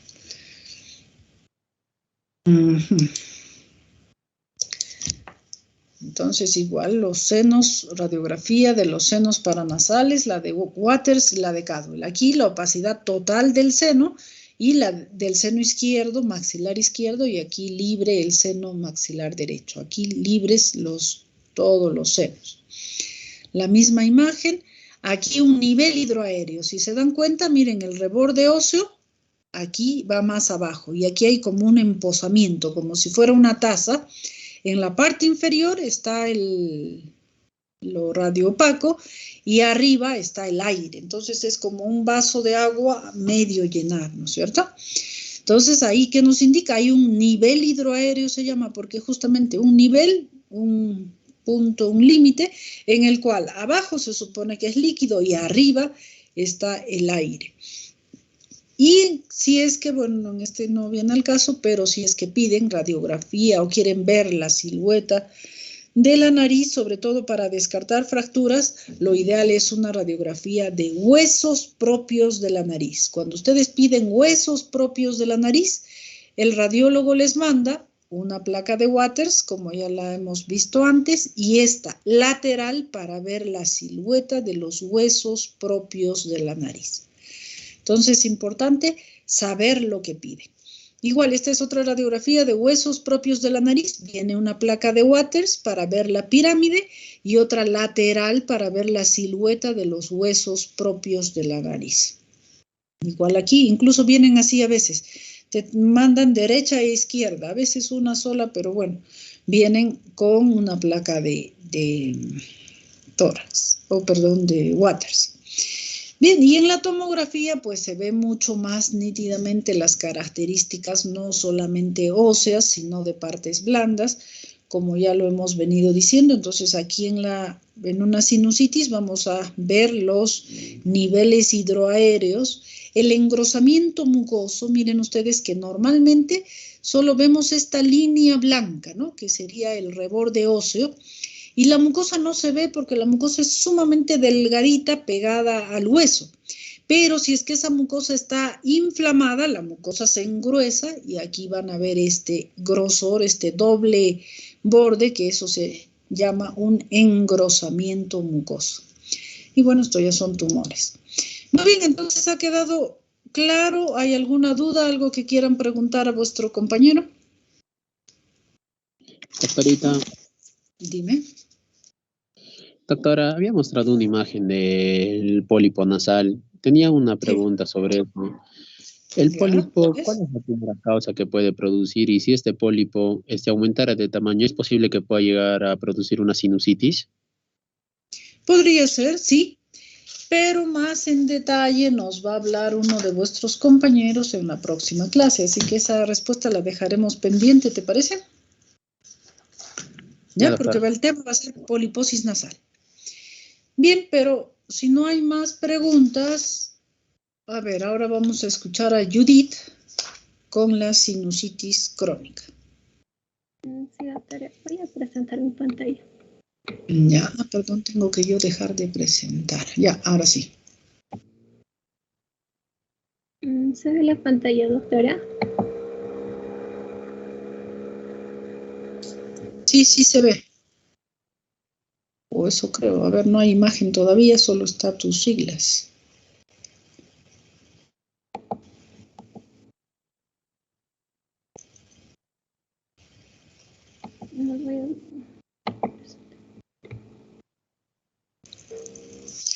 Te saliste, me parece. Doctora, ¿me escucha? Sí, te escucho.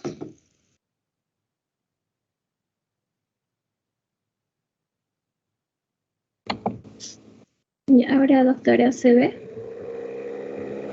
Yo creo que sí, se ve tus siglas, pero todavía no has puesto nada en la pantalla. A ver, pon algo, tus diapositivas. Sí, estoy presentando, doctora. ¿Se ven las diapositivas? Entonces no se ven. ¿Tú ves las diapositivas? No se ve, doctora.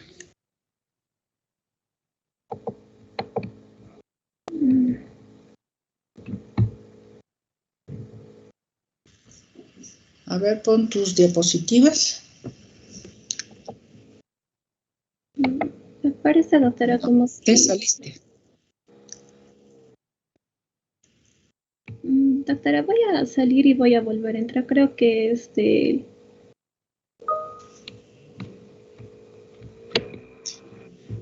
Ya, muy bien. A ver, entonces, mientras tanto, mientras Judith arregla su sistema, Arons, le toca el siguiente tema. ¿Está listo? A ver, Arons, intenta presentar tus diapositivas.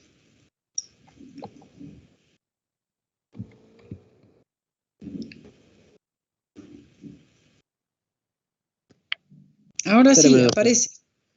Perdón, ya apareció las diapositivas de... se volvió a salir. Sí, ahí está. Judith, ¿están tus diapositivas visibles? Ya, doctora, buenas tardes. Compañeros, buenas tardes. Ahora les voy a exponer.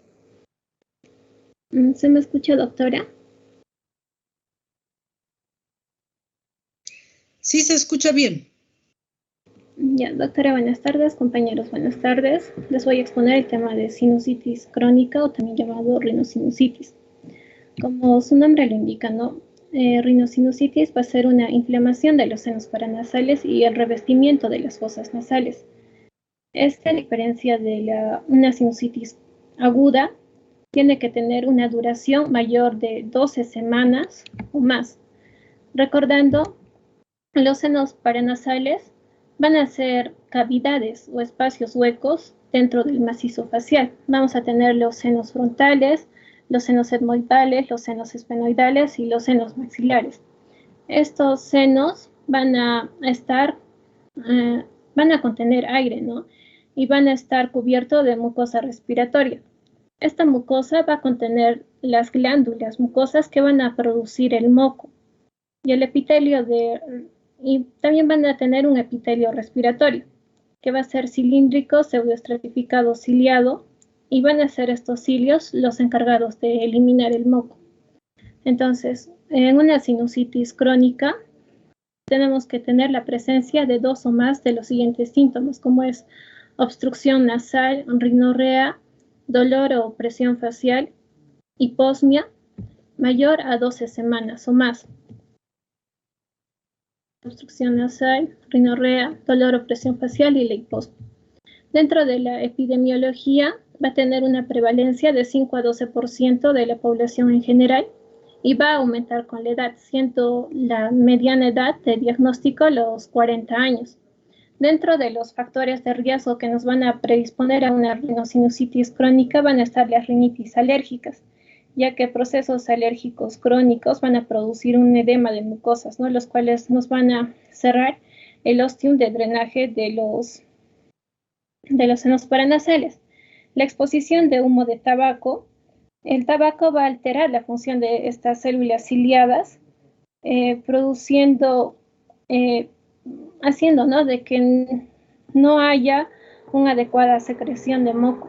En estados de inmunodeficiencia, como es diabetes mellitus, hipotiroidismo, cáncer, otras patologías.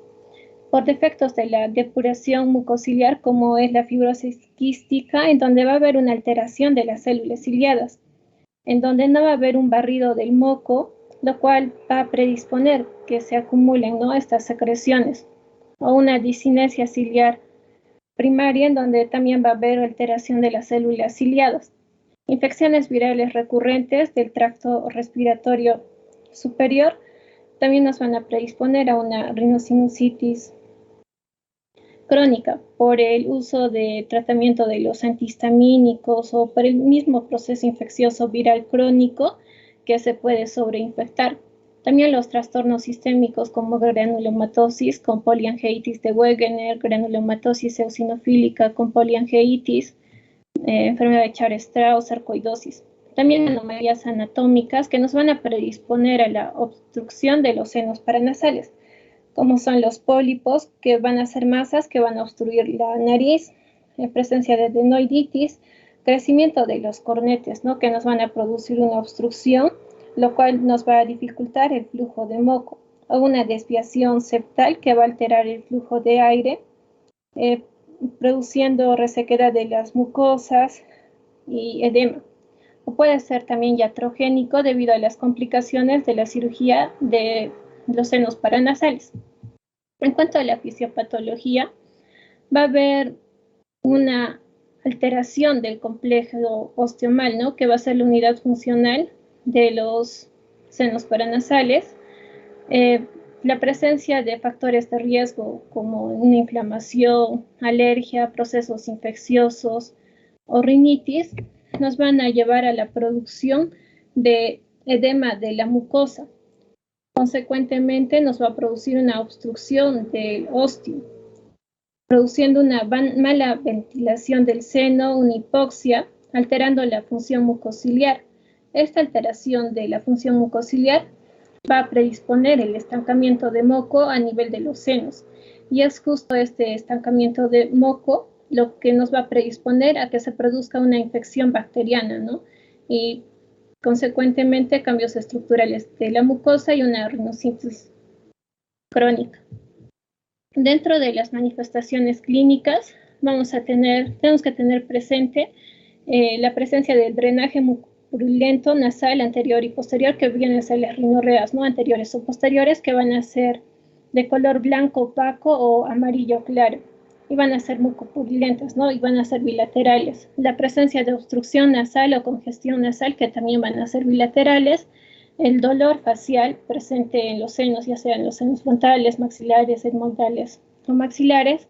La reducción o pérdida del sentido del olfato, como hiposmia o anosmia. También podemos tener la presencia de tos, otros síntomas como es el dolor o presión de los oídos, mareos, halitosis, dolor dental, tos, somnolencia, trastornos del sueño. Tenemos que tener en cuenta también los síntomas de alarma, como son hemorragia o rinorrea sanguinolenta, cacosmia, proptosis, diplopía, síntomas neurológicos. Dentro de la clasificación, lo vamos a clasificar en tres: una rinosinusitis crónica con pólipos, rinosinusitis crónica sin pólipos. Por ejemplo, una rinosinusitis crónica con pólipos se va a deber a la presencia de pólipos nasales bilaterales que se van a presentar en el meato medio. Estos van a ser masas brillantes, translúcidas, de color gris, amarillento o blanco, como podemos ver en la imagen, ¿no? La presencia de estos pólipos nasales a nivel del meato que va a ser de naturaleza brillante, ¿no? A nivel histológico, esta rinosinusitis crónica con pólipos va a estar presente con infiltrados mixtos de células mononucleares y eosinófilos. Va a haber aumento de las células caliciformes epiteliales. Vamos a tener presencia del tejido edematoso, escasez de las glándulas submucosas y la fibrosis estromal.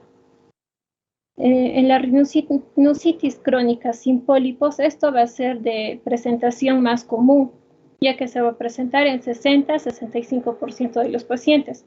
A nivel histológico, se ve la infiltración de células mononucleares mixtas y neutrófilos, el aumento de las glándulas submucosas, fibrosis del estroma, hiperplasia de células caliciformes epiteliales y los eosinófilos, que van a ser menos del 10%. Y la tercera clasificación es la rinosinusitis crónica fúngica alérgica, que se va a presentar más frecuentemente en pacientes jóvenes. Va a haber una inflamación alérgica intensa y crónica dirigida contra los hongos colonizadores.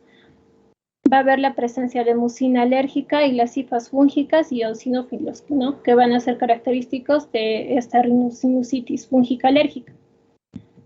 Para el diagnóstico debemos de tener en cuenta los signos y síntomas sugestivos. Como lo dije anteriormente, la presencia de cualquiera de estos síntomas, como drenaje mucopurulento nasal, anterior o posterior, bilateral, de color amarillo claro, la obstrucción nasal o congestión nasal bilateral, el dolor o la opresión facial y reducción o pérdida del sentido del olfato, que debe estar presente mayor a 12 semanas. Aparte de eso, debemos de evidenciar la inflamación. Debemos evidenciar el moco purulento o edema en el meato medio o regiones etmoidales, que lo podemos evidenciar con una rinoscopía anterior. O también podemos evidenciar el drenaje mucopurulento posterior, la rinorrea posterior, mediante una rinoscopía posterior. También debemos de evidenciar los pólipos en la cavidad nasal, que se van a presentar en el meato medio mediante una endoscopía. También debemos de evidenciar mediante imágenes radiográficas que nos van a demostrar el engrosamiento de la mucosa o la opacificación parcial o completa de estos senos paranasales. Y para ello tenemos los estudios de imágenes, ¿no? Como es una radiografía de senos paranasales en proyección de Caldwell, el cual nos va a permitir ver los senos frontales, los senos etmoidales. También podemos ver los senos maxilares. En esta imagen vemos una radiolucidez, ¿no?, del seno maxilar derecho, pero vemos una opacidad del seno maxilar izquierdo, lo que nos haría suponer una sinusitis crónica. A una radiografía de Waters que frecuentemente nos va a mostrar la proyección de los senos maxilares, ¿no? Aquí también vemos una radiolucidez a nivel del seno maxilar izquierdo, pero hay una radiopacidad a nivel del seno maxilar derecho. La tomografía de los senos paranasales, esta va a ser el examen de elección porque va a presentar mayor sensibilidad y mayor especificidad. En esta imagen podemos ver una tomografía computarizada de los senos paranasales de una mujer de 35 años, el cual constituye, ¿no?, el diagnóstico de una rhinosinusitis crónica sin pólipos nasales. La imagen A es una rhinosinusitis crónica y la imagen B es después del tratamiento médico intensivo. Vemos, ¿no?, cómo ha cambiado el color y aquí ya hay presencia de aire a nivel de los senos maxilares. El tratamiento, el objetivo va a ser el control de la inflamación y el edema de las mucosas, el tratamiento de los microorganismos colonizadores o infecciosos si estos van a estar presentes, el mantenimiento de la ventilación y drenaje sinusal adecuados, la reducción del número de exacerbaciones agudas. Tenemos que tener en cuenta el tratamiento antibiótico mediante amoxicilina y el ácido clavulámico. En niños se les da las dosis de 45 miligramos por kilogramo por día divididos cada 12 horas, o adultos 500 miligramos 3 veces al día, o 875 miligramos 2 veces al día, o 2 tabletas de liberación prolongada 1000 miligramos 2 veces al día. También clindamicina en los niños se da a dosis de 20 a 40 miligramos por kilogramo por día divididos por vía oral cada 6 a 8 horas. En adultos 300 miligramos 4 veces al día, 400 miligramos 3 veces al día. También podemos dar corticoides orales como prednisona 40 miligramos diarios. Analgésicos o descongestionantes. También se recomienda el uso de corticosteroides intranasales como la ciclesonida, fluoroato de fluticasona. Ahí vemos la dosis, ¿no?, si son niños o adultos. Propionato de fluticasona o la mometasona. También se recomienda la irrigación mediante soluciones salinas hipertónicas, hacer un ejercicio físico, una buena nutrición. Y en caso de cirugía de los senos paranasales, las indicaciones van a ser las siguientes. Cuando hay un fracaso del tratamiento médico, cuando queremos hacer una reducción de una poliposis grave, para restaurar la permeabilidad del ostium de los senos paranasales, o por una erosión ósea o extensión de la enfermedad que va más allá de la cavidad de los senos, ¿no? Esas son las indicaciones de una cirugía. Eso sería todo, doctora. Gracias. Ya, muy bien. A ver, tus preguntas. A ver, la primera pregunta responde Alvarado Yarami. Primera pregunta es, ¿cuál es la definición de rinosinusitis crónica? A. Obstrucción nasal, rinorrea, dolor, presión facial, hiposmia mayor a 1 semana. Obstrucción nasal, rinorrea, dolor, presión facial mayor a 12 semanas. C. Rinorrea, fiebre, halitosis, tos mayor a 12 semanas. Dolor, presión facial, hiposmia, tos mayor a 3 semanas. ¿Qué dice Yarami? Sería la opción B. Obstrucción nasal, rinorrea, dolor, presión facial, hiposmia mayor a 12 semanas. Sí, doctora, esa es la respuesta. Bueno, aunque tu pregunta yo creo que estaría un poquito, ¿qué decir?, equivocada, porque dice, ¿cuál es la definición de la rinosinusitis crónica?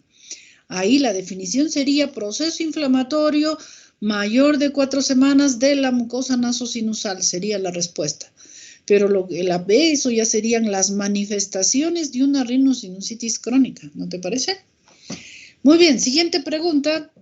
Responde Solange Batallanos. ¿Cuál no es un factor de riesgo para desarrollar rinosinusitis crónica, rinitis alérgica, exposición a humo de tabaco, infección viral recurrente en tracto respiratorio, estados de inmunodeficiencia o fiebre? Sería la fiebre. Ya, muy bien. Siguiente pregunta, responde Adrián Bueno. La tercera pregunta es, ¿cuáles son las manifestaciones clínicas de una rinosinusitis crónica, rinorrea mucopurulenta anterior, posterior, obstrucción nasal o congestión nasal, dolor facial y reducción o pérdida de sentido del olfato, rinorrea transparente anterior, congestión nasal, dolor facial, C, rinorrea acuosa transparente, obstrucción nasal, reducción o pérdida del sentido del olfato, D, fiebre, rinorrea transparente anterior y congestión nasal, o E, ganglios, presencia de litosis, tos y rinorrea acuosa.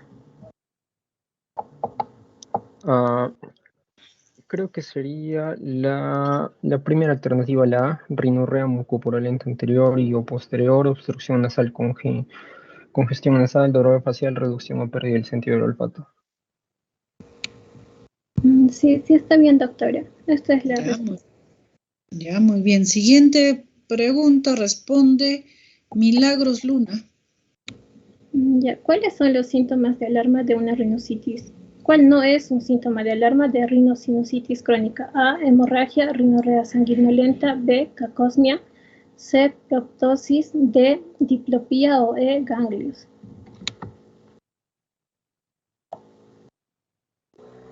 Aquí el menos probable sería los ganglios. ¿Qué dice? Ya, muy bien. Siguiente pregunta, Mabel Escobedo. 5. ¿Cuál es la clasificación de rinosinusitis crónica?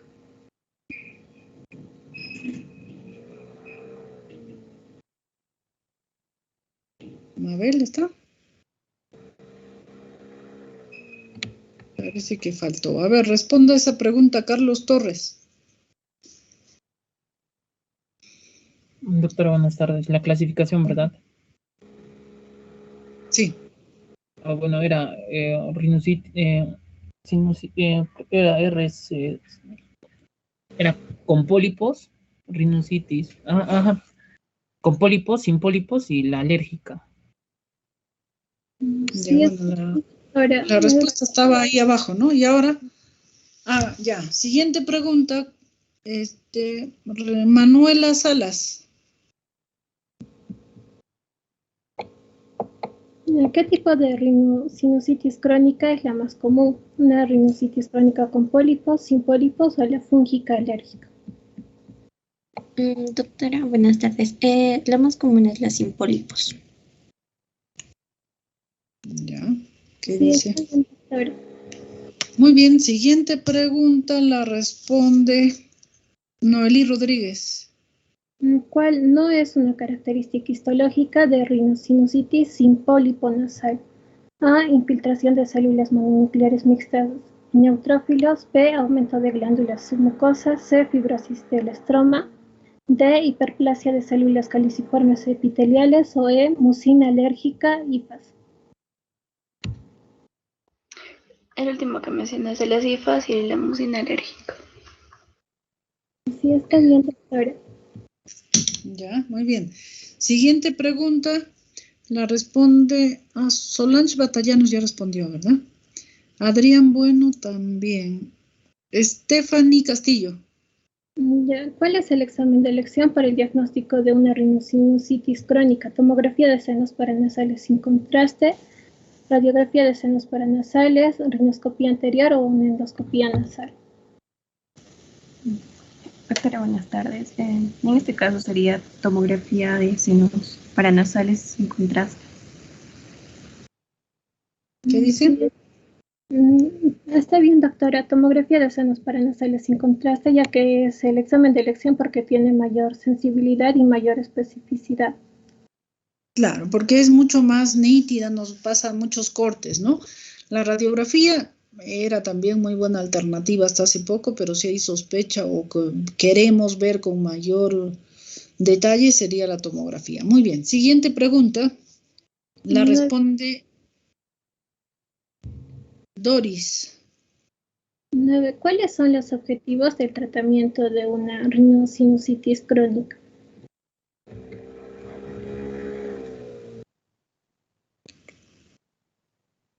Sí.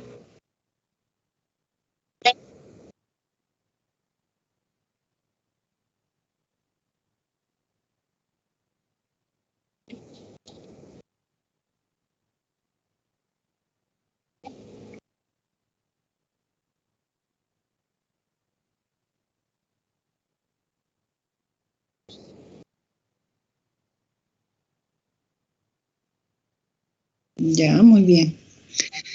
Muy bien, gracias, Yuti.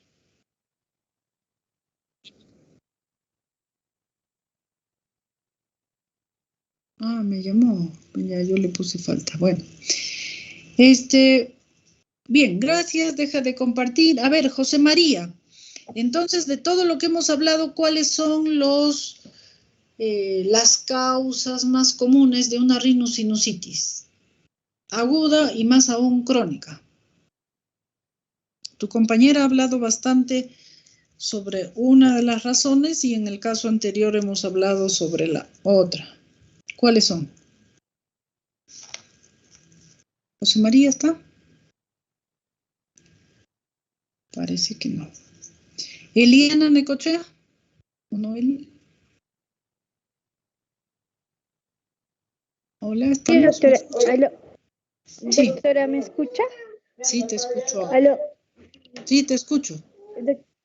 Sí, doctora. Dentro de los, dentro de las causas podría haber de la rinosinusitis, podría ser, doctora, también presencia de, con pólipos, podría causar eso también, ¿no? Una rinosinusitis. Podría ser también una rinositis fúngica alérgica. Eso podría ser, doctora.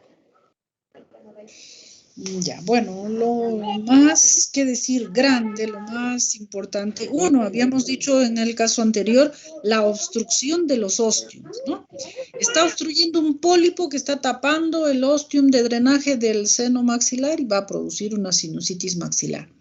Y el otro, que ha hablado bastante vuestra compañera, es el barrido mucociliar, que si se altera este barrido mucociliar, que le doy mucho antihistamínico, que el paciente fuma, que cambia el pH de las secreciones, entonces distintos elementos que producen falla, que producen retardo en el barrido mucociliar también es una causa importante de sinusitis. Entonces, para mantener el seno sano, es importante que haya buen barrido mucociliar y que el ostium de drenaje de los senos esté pues permeable para permitir el tránsito de aire y de moco.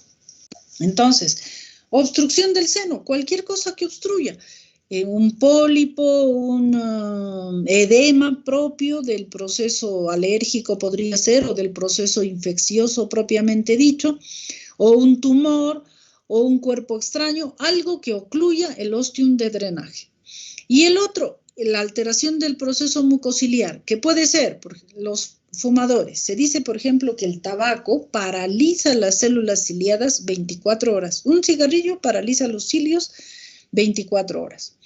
Ahora, alteraciones del pH. Una infección que produce que haya alteraciones en el pH y el funcionamiento, porque para que funcione bien las células ciliadas también requieren de un pH específico. Entonces, si se acidifica ese pH, entonces las células también se paralizan y ya no trabajan adecuadamente. O en el caso que lo habló vuestra compañera, la fibrosis quística. Esa es una alteración congénita en que las células ciliadas no funcionan. Entonces también podría causar, o predisponer a la sinusitis. Muy bien, y les quiero mostrar, a ver, dejen un videíto. Tengo que compartir primero. Ya. Les quiero mostrar este videíto que lo grabé hace un par de días. en una cirugía de una sinusitis crónica.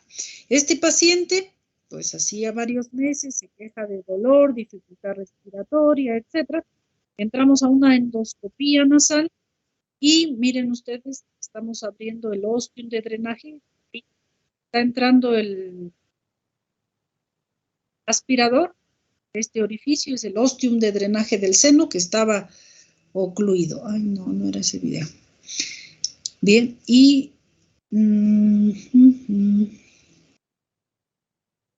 ¿dónde está?